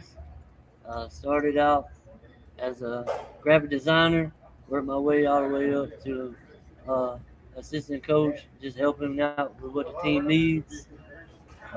We just here to play ball and win the championship. All right, Coach Sanders, defensive coordinator, Peach State Cats. This is my second year. Also head coach at 29, which we all kind of affiliate together. So been around the game over 17 years, been a player, been coaching for the last few years. So it's not new to us being in this position. So we're looking to do good today and win the championship. Gentlemen, the first question I'm going to ask y'all is a question we've kind of talked about before. So there was about, if my memory serves me correct, 4 or 5 teams that said at the beginning of the season, our goal is to get to and win the championship. Y'all were one of those teams, right? Yes. Because the first episode of the AA2 show this year, these guys were on saying that. So how does it feel to get here, to be here number first? It feels great to be here. Last few games was close. For us not to be here, it could have been that way, but we didn't give up. We continue to fight, and that's why we're here. We are the underdogs. We know that, and that's okay. That give us more intensity, more energy, more willpower to get out here, do what we have to do, and show them why we are. Just to piggyback on what Coach Sanders said, a lot of hard work this season. A lot of weight room, film studying. Like, these guys really want this game. It's a lot of guys that's been here. We ain't new to this stage right here. Like, we locked in, we loaded, and we coming to play ball. Now, this is a team that has championship pedigree. They've won a lot of championships, right? They weren't in the AL2 last year, but they're here this year, and they came in and made a statement. Another team like the Mississippi Wolfpack, who won the South last year. First year, it's not their first year technically, but first year back into AL2, back in the championship game. So, guys, what would it mean to you guys to get that dub today? What it definitely means, we, like you've been saying, we've been winning championships on different levels and things like that. On this level here, being able to win it on this level is great. We're going to start off being able to play the teams in the AL, which is Columbia Lions and the Mississippi team. We was able to play those guys regular season. They gave us that push to know that we're capable to play at a higher level. That's where the drive comes from. Now winning in an AL2 on this level in a bigger atmosphere and playing in front of those teams, it gives us a greater chance to understand why we're where we are. I'm glad we're winning it, or I'm going to say we're going to win it in this league. I'm glad to be here because of the level of competition is going to be higher. Just the atmosphere again. When I say being around owners of the other teams, the other coaches, it gives us hey, look, this is why Peach State Cats is ready to go to that next level, because we bring those athletes in who knows the game, they coach to play the game, and they're ready to go. We're ready to do what we got to do. Man, cool. It's just it's a lot of hard work, that's coming into this game, and these guys ain't doing this for the fun of it. They're doing it because this is a mission. Right. We set out this goal, and our mission is to win the football game today. So we're gonna come in here, we're gonna play football, and force our defense is gonna do what we do all season, which is dominate. We played teams like the Columbus Lions, and we played them hard. Yeah. So we ain't gonna look at this team like no other team that we ain't played. Yeah. All we're gonna do is put in the work. Players gonna play, and let the chips where they fall. And when we host that trophy, it's gonna be a blessing. Okay. So I know you guys are focused on the defensive side of the ball. So without giving away too much, not like the other team can hear you anyway, but without giving away too much, what's the game plan to stop these guys today? Well, game plan first is sticking to your assignment. It's not a whole big platform. In an indoor game, you don't have to do too much to win in this game. It's just sticking to your assignment, doing the things that you're supposed to. Know your assignment and don't be selfish. Selfish, what I mean in that point is knowing that if the play is not designed for you to make the play, maybe designed for you to set up. So defensively, that's what our mindset is. We're going to play as a unit. We're going to play as a team. We're going to play as one. And we're going to get out there. We're going to be fast out the ball. We have to be quick off the ball, and we all have to be at the ball at the same time. So we're looking for a defense to be fast, be quick, fundamental sound. They say in the old school, we're going to do some old school tackling today. So that's what we're going to do, all right? Textbook tackling, they call it. I like it. What you got for us? Well, my thing is that our defensive line has been strong. Mm-hmm. Definitely come up huge in the conference championship. Mm-hmm. Defense has made stops all year when we needed them to. Our D-line's going to crash. Linebackers just got to tackle, contain. DBs just control the field and don't give up the deep ball. And as long as we put pressure on that quarterback, then what we're going to do. So this is a little bit of a fun question. What would happen? What would need to happen, do you believe, for y'all to not win for today? What would happen if What would need to happen for y'all not to win today? In your book? It's just simple as that, man. These guys forget what they've been doing all their lives, all their career. They come here, lackadaisical, not ready to play ball, not doing their assignment, allowing the atmosphere to consume them and just play ball. That's what we'll lose to that. As talent, ability-wise, we there. The knowledge of the game, we there. It's in their hands to do what they need to do, and then if they don't do that, that's what's going to happen. It's that simple. Again, it's not a whole blueprint when it comes to arena football. It's do the little things that it takes to win. Those little things it takes to win is doing your assignment, playing team ball, and playing as a unit of defense. That's it. I love it. Well, to be honest with you, in order to lose this game, first of all, you got to come into a game like this, and you got to be like, if you ain't mentally focused, you already lost. Right. So if you come in here not mentally focused, not prepared, you forget. You let the big stage hit you, and you think that it's brighter than your play. That's how you get beat. That's all I got. Fair enough. So, gentlemen, appreciate y'all stopping through. Spend a little time with us while you're getting prepared for the game. Good luck, guys. Appreciate it. All right. And I'm trying to be too loud today. I'm going to tone it down a little bit today. Right? Yeah. And we're going to be back in a few moments with some more people from the Peach State Cats. All right. Thank you.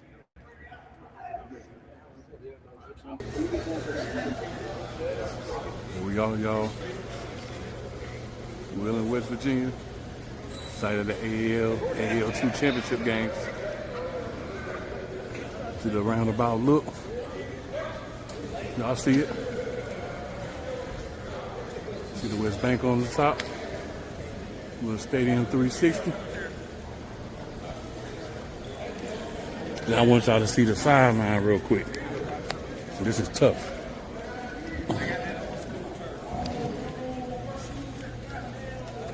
They got all the AL2 teams. Well, AL teams, they got all their joints. Chilling, man. Chilling, they got all their joints there. So you got the lines right there.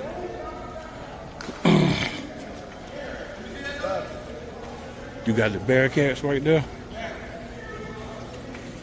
You keep marching on down. You got the Wolf Pack right here at the 20. And then when you get to the other 10, there you go. Will and Miners. That's fly.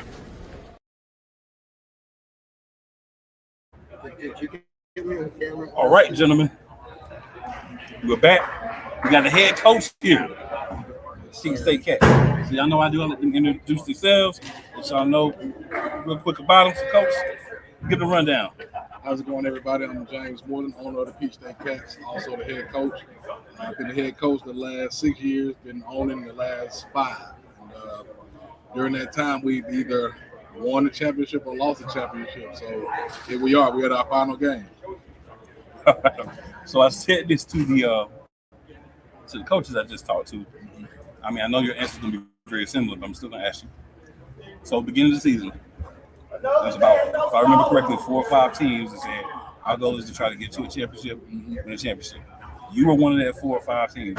So how does it feel to complete your first goal, which is getting to the championship? Getting to the championship, honestly, it feels normal, right? It feels normal. Look, the last 6 years, the last 5 years, we've been there, right? We've been there. So I will say, if we didn't make it, I'd be at home right now. I'd probably be here watching it, just like, hey, this don't feel right. But I mean, it feels normal. Like, it feels normal. Like I said, we either win or we lose the championship game. Okay. So I'm gonna ask you. Obviously, the other team is not gonna really get a chance to see this before the game. But what are the keys for you guys to win this game? The keys is for us to play Peach State Cat football the way it's supposed to be done. Okay. And we know what that is. And, you know, if you've been following us, you know what it looks like. So if we play our style of football, I'm ready. I'm ready. Now, what about the opposite of that? What would it take for you guys to lose this game? What would it take? Guys being selfish, you know, want to be the hero. We don't need heroes. You just do your job. It's that simple. Do your job. Coach call this play, do that play. Coach say we in this cover, run that cover, do your job. Don't worry about the next person. Do your job. Take care of your responsibility. Now, for you guys that have been watching or watching the Peach State Cat show as well, you know one of their things is always the mental part, right? Other coaches talked about that as well. Not letting the moment be too big. This is another game. You're just going in, you're playing the same football you've been playing all year. And that's, you know, both teams need to do that in order for us to have the good game that I believe we're going to have today.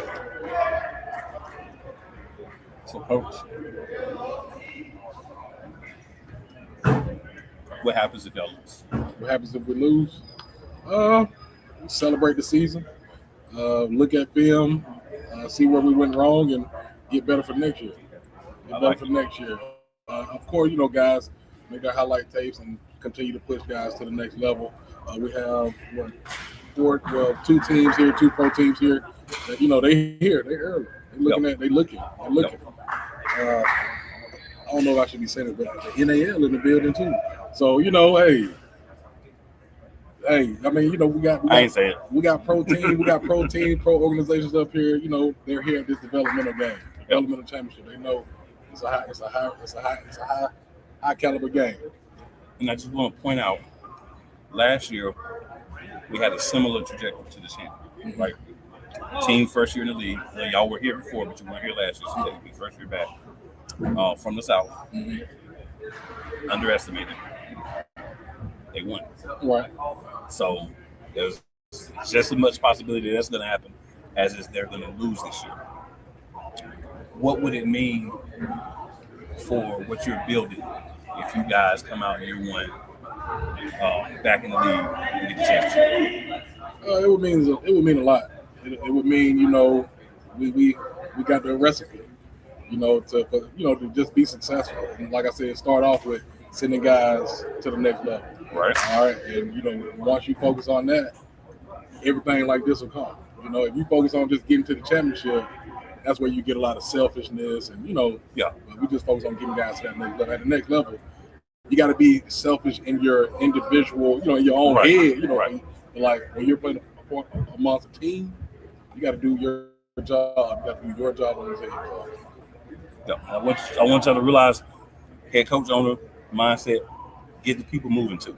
Yeah, we might win this year, but I'm not going to try to hold these guys back. I want guys to go to the next level, even if that's going to hurt us next year, because we can find other guys, because that's our goal. So, going to be back in a few moments talking to some players. Appreciate everybody checking in. Everybody continue to stay. Everybody just hopping on. And good luck today, Coach. Yes, sir. Hi, my name is Sam Shady, and I'm a content creator for Shady Sports Network. I'm here to tell you about our newest sponsor, Goat Fuel. Anyone who has spent any time watching our content knows I drink energy drinks like crazy. So naturally, I've been searching for a healthy alternative that can give me the taste I crave without the negative side effects, which is why I'm here to talk about Goat Fuel, our newest partner. Goat Fuel is an energy drink designed for athletes by athletes. Co-founded by Hall of Fame wide receiver Jerry Rice, partnering with Goat Fuel was a natural fit for us at Shady Sports. With all natural ingredients, you can get the boost you need without the extras you don't. More importantly,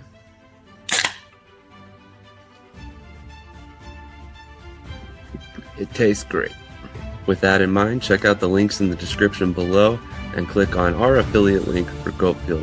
Making your purchase helps support Shady Sports Network and in turn helps us continue providing great content on a weekly basis. Thank you for your support, and once again, shout out to our sponsor, Goat Fuel.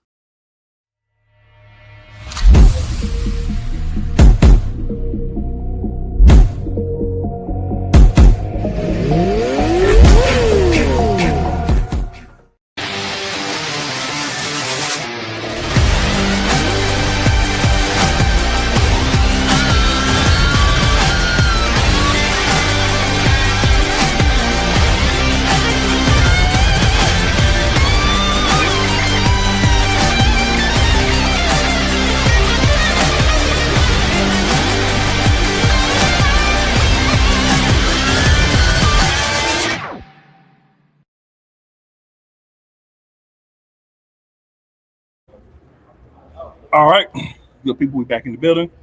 Got some of the players in the building now. We're going to talk a little bit about the game, mentality, how they feeling, what they thinking about. They feel like this game's going to go. So, gentlemen, first I'm going to allow y'all to introduce yourself. Just let the people know who you are and how you got to where you're today. I'm Marquise Robinson. About 34th year playing arena football. I moved to Georgia back in 2021. Played for a team that was in Augusta. I reached out to Coach Moreland. He gave me the opportunity to play for the Peach State Cats, tried out, made the team. I've been a few places. I've been to Kansas. I played for Southwest City, Kansas in 2023. Career ended. My season ended early. I ended up breaking my hand after that. Played for the Columbus Lions for a little bit, and now I'm back at Peach State. My name is Marcus Scott. Me and Marquise actually played on the same team in Augusta. Year after that, me and him both started playing with Moreland. Been here for 4 years. Got 3 rings? Yeah, 3 rings with Moreland. And just trying to focus mentally, my mind right, learn, just take everything I learned and just put it in practice here during the game. Fair enough. So, guys, as I was saying to the coaches, y'all were one of the teams that when we were doing the preseason show, it was like, hey, we should go for the season, right? Some people was like, made the playoffs, win more games than last year. Y'all won the teams that basically win the championship and win. So now, one game away from it, how does it feel to be in the championship? I know y'all both been in the team for a couple of years, so another championship in another league, how does it feel to be there? For me, it's a blessing. We all worked our butts off to get here, honestly. We put a lot of time in, went through a lot of trials and tribulations. We all stuck together during each game. You've been to some of the games. A lot of them came down to the wire. When it was like that, we was down losing, we all stuck together. So it just shows that the grit and everything that's in this team. And it's just a blessing to be here to represent the state of Georgia. We're trying to bring that shit back to Georgia, for real. Yeah, I agree 100%. We're brotherhood. We started, early. We started practicing November, so we built that bond with each other very early on. So whenever we mess up, we're on each other's, we're on each other's back. But then again, we still reassure each other, you got this, So the mentality coming into training camp, championship, make it, the goal is championship. Get there and win. Yep. There you go. All right, so guys, what is it going to take for you guys to come out with a judge today?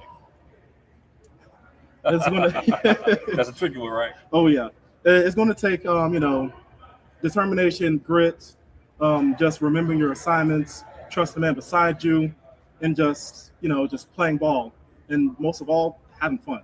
Yeah. Most people would get caught up in their heads, just trying to do this, being all serious and stuff. You have fun, you are going to play your best football. For me, I just say just stick together, communicate. Like, I play DB, so us as a secondary, past few games we haven't played our best. I haven't played my best. So today, just put all that behind us. Play the next play. You mess up, play the next play. Just stick together. Like you said, trust your partner, your brother that's next to you. Trust the offense. They're gonna do what they do. Special teams, they're gonna do what they do. Defense, we definitely gonna do what we gotta do. We got a lot to show. Yep. Past few games we haven't played our best. So, like how we capable of. So, yeah. In other words, I want Coach Simons to calm down today. No, he keep that. Coach Sanders do what he does. A little bit, though. Just a little bit. It's that passion that he helps. He promised he was going to cool down. We're going to see. We're going to see. But one of the things I like about Coach Sanders and the defense is intensity. Yeah. Right? Yep. Sometimes, people blow coverage, you misread something, but you guys are intense, and that comes straight from Coach Sanders. You can tell just the level of emotion that he has. Oh, yeah. I love it, man. Wears emotions on the sleeve. Oh, yeah. I think it's exciting. It motivates the team. Yeah. Now, I know, sometimes when y'all playing with Coach, I know y'all hear, we get a whole new defense in. Yeah. Sit everybody down. Yeah. Does that feel like a little extra motivation? He trying to sit me down? No, we ain't doing that. Or is it just like, oh, yeah. Yeah, it's just it's a little bit of both. It put us it keeps us on our toes. Like we know what we got to do, no matter who it is. We got to play a game. Yeah. And if you don't, next man up. Right. Because we know that the next man up is just as good, if not better, than the guy that's playing right now. Right. So we know that one mess up, two mess ups, get you out. I ain't gonna let that. I hear it, man. I hear it. So the last question I ask you guys is, what happens if you don't win today? I mean, I'm still gonna look at everybody as a brother. Yeah. We just gotta learn from this.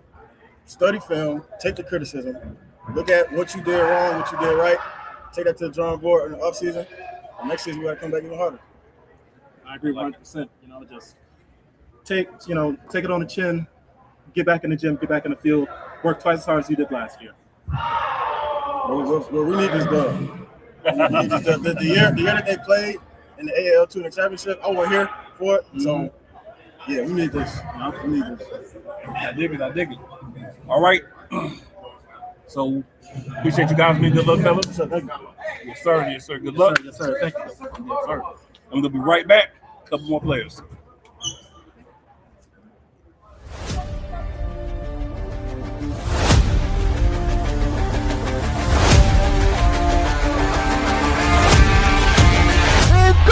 Into the end zone, touchdown! Russell has to step up in the pocket, has some room in front of him, gets that three-step drop, here comes the pressure, passes complete to Flowers, back to pass, pressure coming, has somebody in the end zone, touchdown! Russell, pressure's coming, Russell able to escape, still on his feet, and will be brought down at the looking, has plenty of time, has Flores at the 15, he's at the 10, and Russell has it on the outside, like I said, he ain't taking a slide, Russell steps up, let's one go, Robinson makes the circus catch.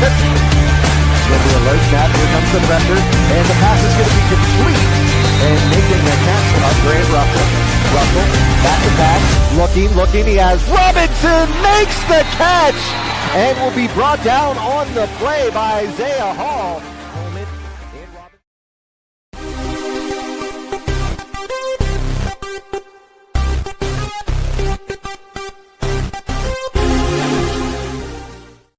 How many times a week? Like three, four times maybe. I gotta pump those numbers up. Those are rookie numbers in this racket. All right, good people. We back. Got some more players from the Peach State Cats. I'm gonna let these gentlemen introduce themselves, tell you how they got to where they're at today. We got a few questions for him. All right, Antonio Turner came through a Marlin and been a Turbine ever since. So that pretty much sums it up. Alex Swan and pretty much the same thing. And over Moreland, since he's been with P State, won a couple rings, just been having fun. So as y'all can tell, these guys are locked in. They got their mask on. They was in the middle of pregame stuff, but they took a few minutes to come talk to us. So, gentlemen, y'all been here a while, so I'll ask you this question first. How does it feel for this championship game versus the other ones? Same, different, it's all just about winning. How does it feel for you? I would say it'd be the same because we used to being in this predicament. Mm-hmm. It's a little different because the what we're playing at. The more eyes, more people can see what we can do. Bigger stadium, basically. Bigger stadium, more eyes. So that's gonna be fun just to show everybody that instead of them watching the shit, it's here in their face. Nice stadium, no walls, no net. It's good football and fun. Pretty much the same thing. I'm playing with this group of guys. Even just different teams in P State, I don't play with the majority of them. We played against some of them, so it's like a brotherhood. Everything's pretty much, it's comfortable. It's comfortable. We know how to play with each other, know how to hold each other accountable. We know what to do, assignments, everything. So it's the only difference really is just the atmosphere. We're in a different location. It's like Antonio says, more eyes, but it don't change nothing. Still the same mission. Okay. So if you guys, what do you think would need to happen for you guys to not win the game today? Not win it? Not being disciplined. Discipline and arguing amongst each other. That's pretty much summed up. Discipline. That's how we got it. We got here with discipline, and we get end with discipline. That's as simple as that. Now, I want y'all to pay attention to the fact that all the coaches and all the players have said the same thing. Mentality, discipline is the way that they lose this game. So, coaching matters. They're trying to elevate these guys. They're trying to teach these guys, help these guys understand. Some of these guys already do, but as a team, to understand what they need to do to be successful, not just here, but they want to and they believe in themselves to go to other levels. All right, gentlemen, what's the keys to victory? Fast, smart football. Real fast, smart football, mistake-free. At least minimize as many mistakes as possible. Physical off game. I feel like physicality in a game like this really matters because it's a physical game. You know where you can run, know where you can hide. You got to be physical. So with those three things right there, I feel like that's how we're gonna win the game. Physicality definitely. That's gonna be a major part of the game. Flying around, that's another thing. Everything full speed. Don't take no plays off, nothing. That's really it. So I haven't asked anybody else this. I would say for the last guys. What's you guys' motivation for the next? It's the motivation is always the same.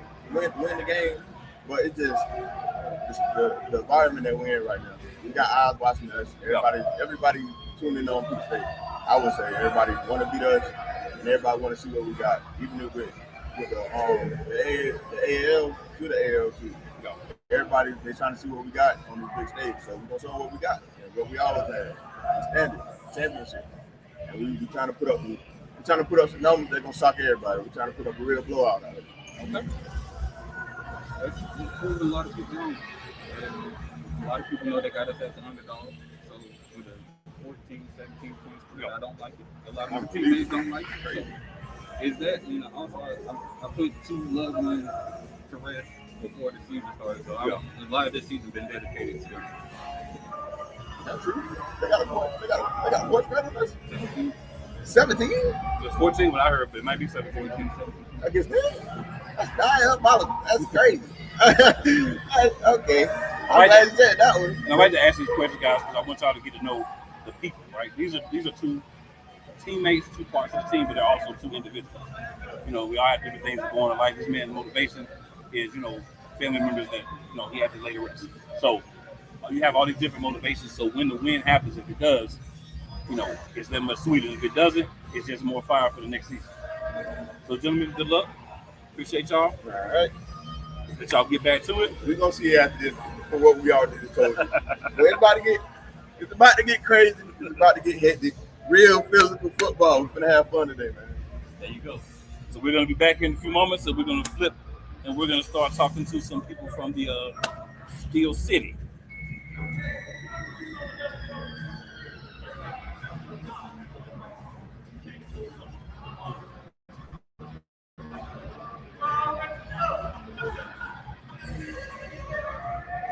The mountains you climb, maybe stairs. The records you set, maybe personal. The fans you inspire,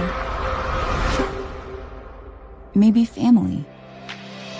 No lights, no camera, just action. You don't have to be a pro. You just need HoneyStinger. Yo, what's good? Cedric the bus driver here. I don't know about you guys, but I know what I will be doing every Tuesday, Saturday, and Sunday. And Thursday nights too. I'll be over at Shady Sports Network, so catch up with me. Holla at your boy.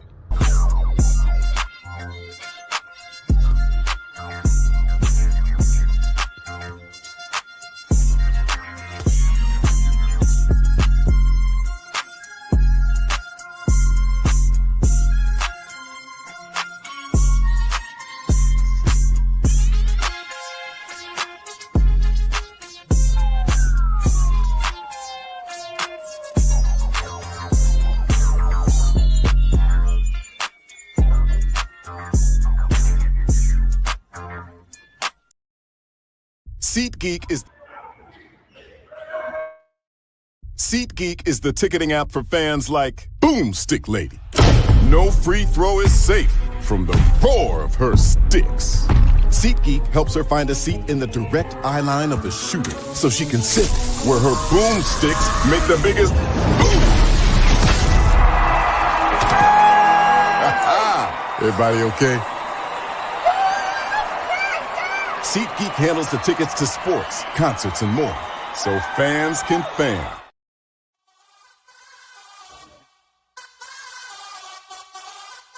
This is Current. It's the card my parents used to pay me for mowing the lawn, running errands, and doing well in school. Wow.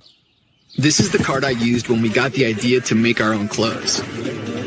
And we spread the word, drove downtown, and sold everything we made. This is the card I use to do the things that really matter. This is Current. Visit current.com and download the app for free today.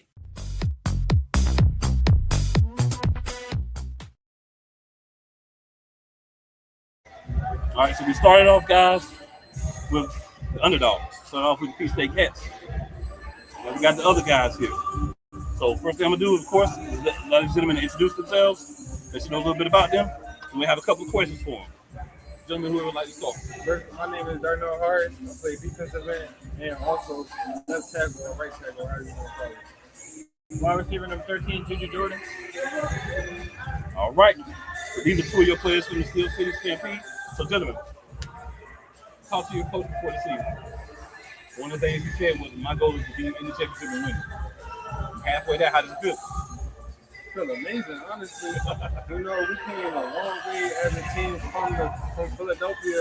Yeah. You know, we don't really got too many opportunities, especially with the whole indoor football arena. It's like one of the only teams out there for it. So for us to actually represent our city in a big way in this type of league is like something a great step for a lot of us. Definitely. It's a short-term goal. Yeah, we're here. We still got to win. So I'm not satisfied yet. Got to get done. I like that. So, you guys, of course, are the team that picked the win. P-State found out, they're underdogs. They feel like they got a little bit extra motivation. So, does that motivate you guys for being the ones that they expect to win?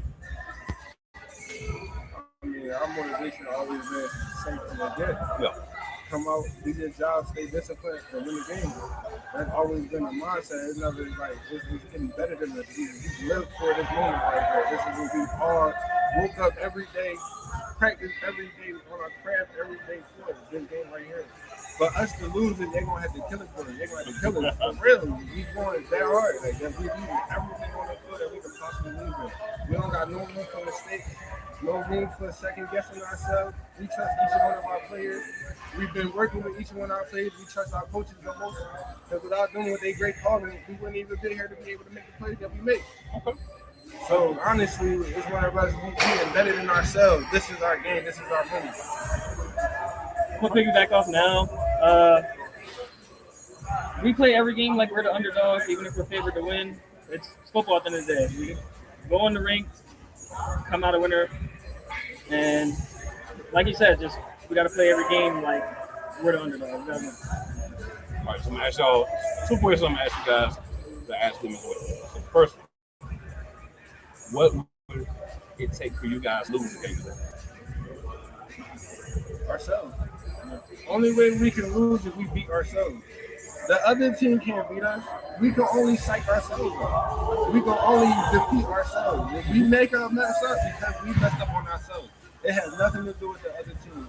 No other team can take this from us but ourselves. Honestly, that's the way how we see it. That's how we've been seeing it. That's why we've been undefeated this whole season. Because again, no other team can take this from us but ourselves. And that's how we do it. 100%. But it's important for people to know, not just these guys, but the entirety of the league. These guys are here because they want to be. They want to play. They want to develop. They want to be better. Right? Different levels. Some people are almost ready. To go to the next level. Maybe at the next level. Some people may need more time. Some people may be winding down. Just want to get that last happy feeling. But as you just heard, everybody is here to win. Nobody came to say, well, we don't win, but we made it. We're happy. Nobody says that, right? Not real athletes, not real competitors. So we got some guys here that want to compete on both sides. This is going to be a fun game. Last question, guys. What is it? What's the keys to your victory? Staying disciplined, making sure we stay on our points, making sure we do our job the best to our ability.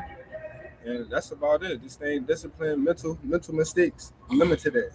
Keep all our mental 100%.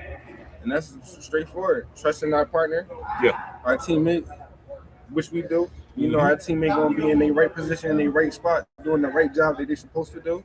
Simple as that.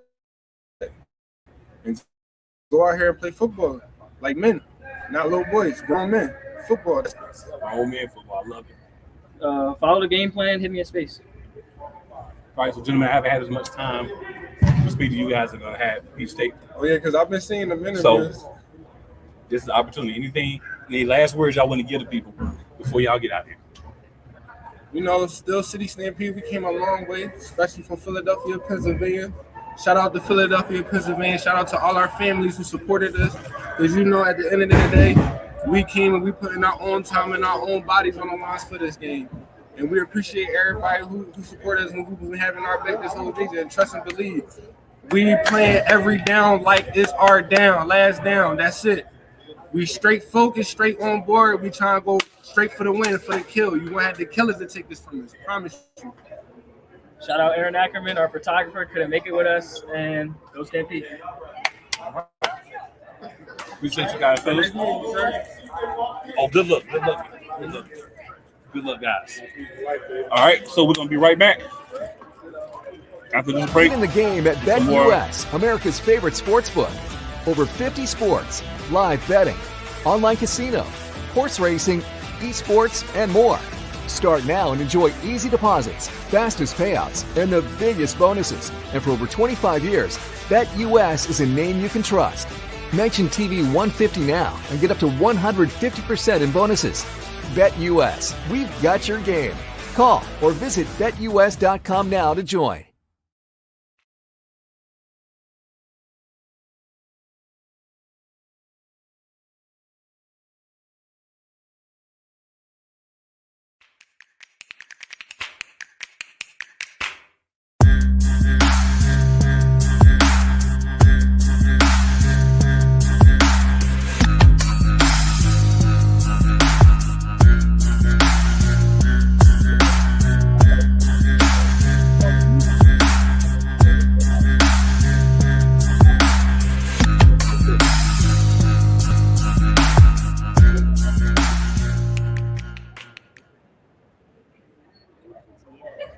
So we are back, guys.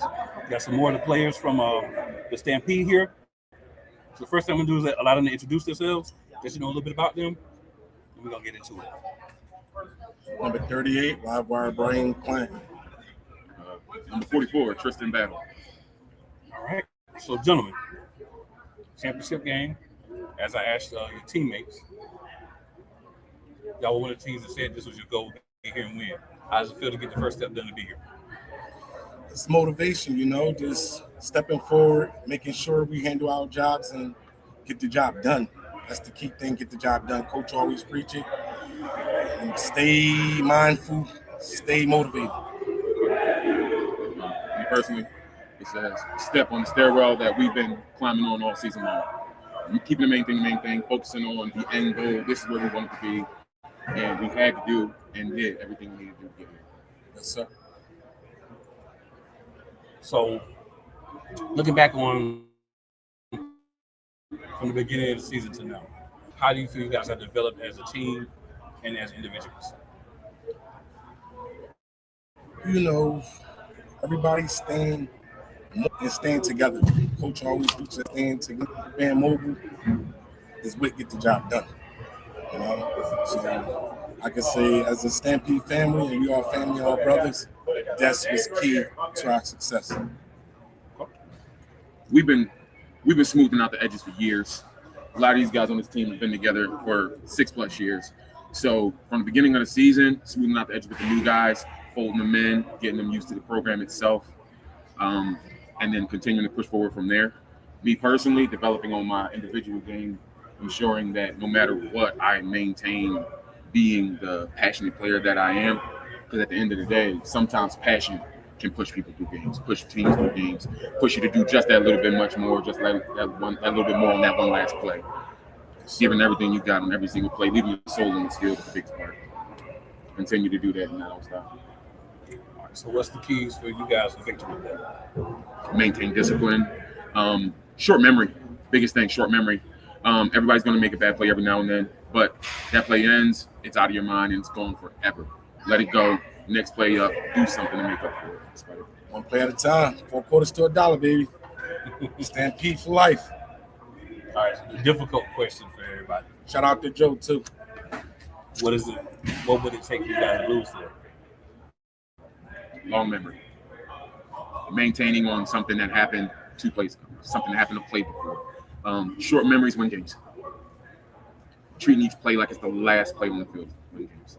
The only thing that can beat us is ourselves, essentially. Me, not following what the instruction is. Just got to stick to the game plan, man. And one of the things I always like to point out is AL2 is developmental. So that's why I ask the guys questions about like development things. Because what people understand is here to develop guys. You want to win. You always want to win. Like if you're playing, like for me, if I'm playing Uno, I want to beat you, right? So you always want to win, but it's how you get there. It's how you learn, it's how you develop, so that if opportunities come along, you've been prepared to go to the next level. And I feel like these are 2 teams that have done a good job of that. One of the reasons why I feel that way is because they're both in the championship, right? Because you don't get here by mistake. You don't get here by luck. You get here because you go out and you do what it takes to win. They're working. Yes, sir. So, gentlemen, haven't had much time for you to add pitches and catch this year. So, want to be at the opportunity. Any last thoughts you want to share with the people? Hey, to the whole Philadelphia, to the whole AL League, thank you guys. Let's make it happen, baby. We're going to bring it home. Shout outs to Shady Sports Network. Yes, sir. Thank you. And good luck, man. Good luck. Thank you. Steel City Stampede, putting on for PA, not just PA, with a premier team coming out of Philly as well. So appreciate all fans from Philly all the way to West Virginia, all the way to wherever you guys can catch us. Steel City Stampede, we're going to keep rolling, baby. Stamp that. All right, man. Good luck, man. Thank you so much. I appreciate you. No doubt, no doubt. All right. So we'll take a quick break, and we're going to be back talking to a couple more people from Stampede. Hey, Eagles fan. Join my man Cool McCain and a host of others as they break down every single game, every single week in an objective manner, and also from a fan's perspective as well. Remember, this cast feels just like you. Nobody likes you. And you don't care. Fly, Eagles, fly. Eagles Elite Podcast. Every Wednesday at 8:30 p.m. Eastern on YouTube and other podcast outlets.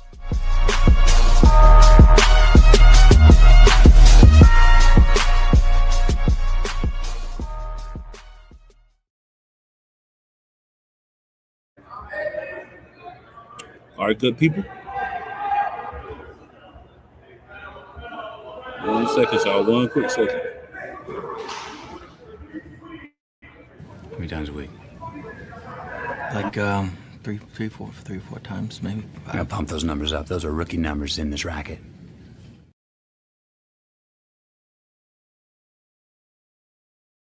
My name is Ruben Cook, number 5, defensive back for Steel City Stampede. All right, man. So, good to have you on there. Thank you. No problem. First question, man. The team talked about being here since the preseason. How does it feel to get here? Step one, of course, you want to win the championship. But you got to get here to win. We had one goal, and we all linked up on that goal to get a championship. Once we all contribute to one thing, so we can get it. And we just one step away from knowing our goal. We got here because now we just got to finish the job. Now, what would it take for you guys to finish that goal? Play fast and physical football for 4 quarters. Keep minimal mistakes and don't get in our emotions. Now, what on the flip side, what would it take for you guys to lose that game? If we start fighting amongst ourselves, the finger pointing, the bantering on the sideline, if we're not being brotherly like to our brothers that say we brothers. Right. Your man down, pick him up. He miss a play, help him out.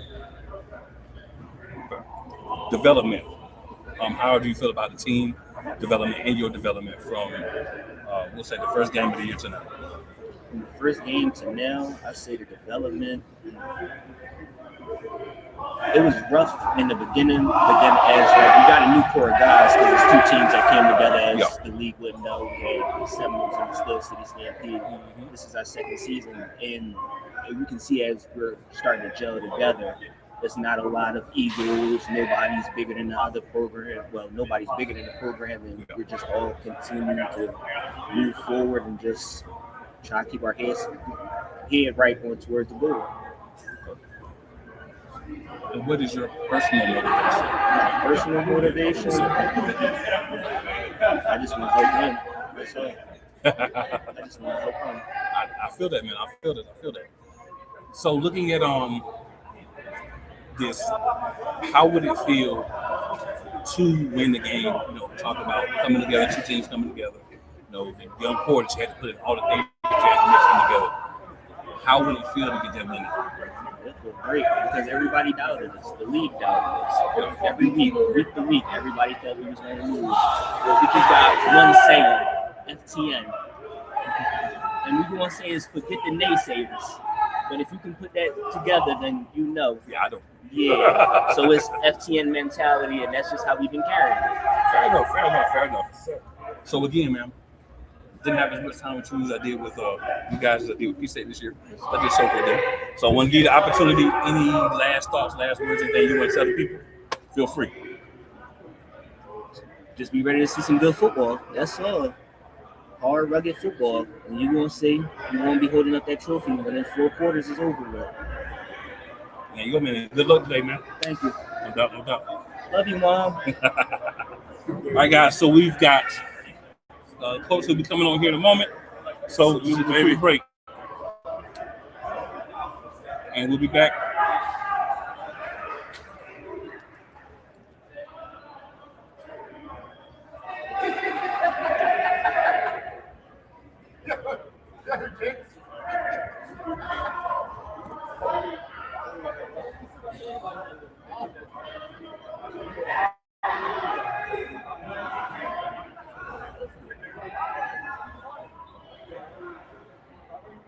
You got a short head.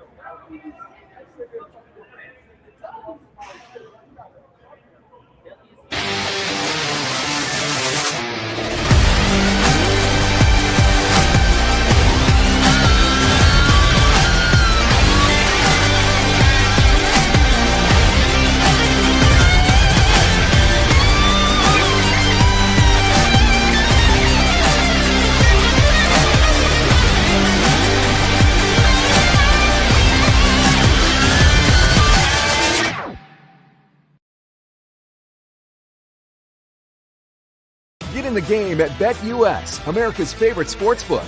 Over 50 sports, live betting, online casino, horse racing, esports, and more.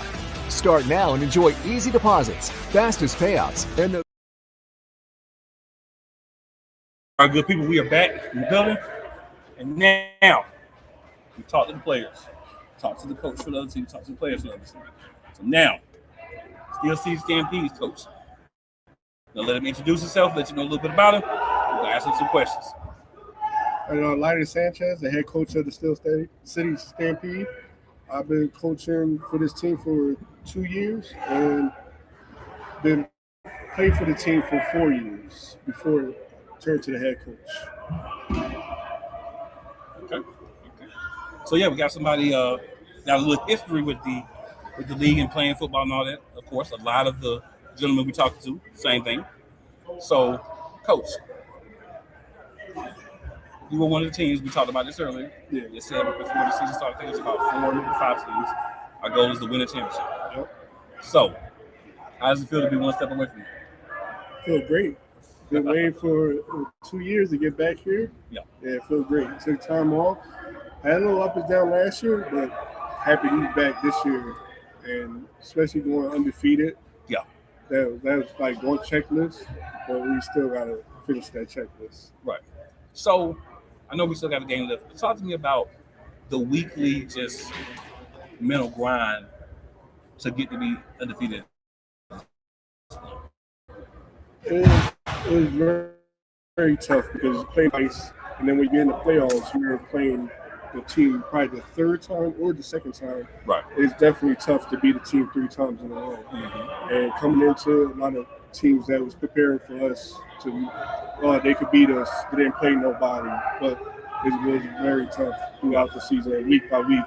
And they're going to bring their best because they're trying to prove us that we're not good. Right. So I know even some of your players were talking about this earlier. A lot of people were doubting you guys all season. You know, they're not going to be this team. They're not going to be that team. They're not going to be that team. But up until this point, you have made sure that they've been wrong. Yeah. So how have you been able to do that? We win. We win. Like, it don't matter what people say. Like, we win. Like, every week, we win by 1, we win by 100. Don't matter how we got here. Right. That scoreboard said we win. Don't matter. No matter what people say. Like, I didn't pay no. Like I told my guys, don't worry about what they say. Who we played. Nah, don't worry about that. We played whoever in front of us to get us to our goal. Now, how does it feel to be the 14-point favorites in this game? I didn't know that. Yeah. Yeah, I didn't know that. No, it feels good. Like, you have the expectation to be on top. Like, we're the best team in the league. Like, I feel like we're the best team in the league. And we just got to show it and show everyone that we are, especially on the big stage. Like, yeah, we take week by week, play close games. So we just got to bring it on today. I feel that too. So, what would it take for you guys to lose this game? Well, take us in that we're not doing our jobs. Like, especially on all 4 sides of the ball, keep on special teams, like defense, offense. Like, that's only how we're gonna lose. And we're not clicking all 4s. Like, that's only how. Like, we're not doing our job. Fair enough. Now, on the flip side of that, what is the focal points for Atlanta? Score more than them. that's like, look, yeah, score. Like, not saying they're gonna stop us, we're not gonna stop them. Like, we just gotta be on top. Yeah, that definitely makes sense. Mm-hmm. So, I haven't had as much time with you guys this year, so I want to give you the opportunity. Anything you want to say to the fans and shout out his name, feel free. Shout out to everyone. Appreciate all the support from everyone, even the away teams, the home team. I appreciate everyone. Like, let's get this win today. All right, well, good luck, coach. All right, guys, that's going to complete our interviews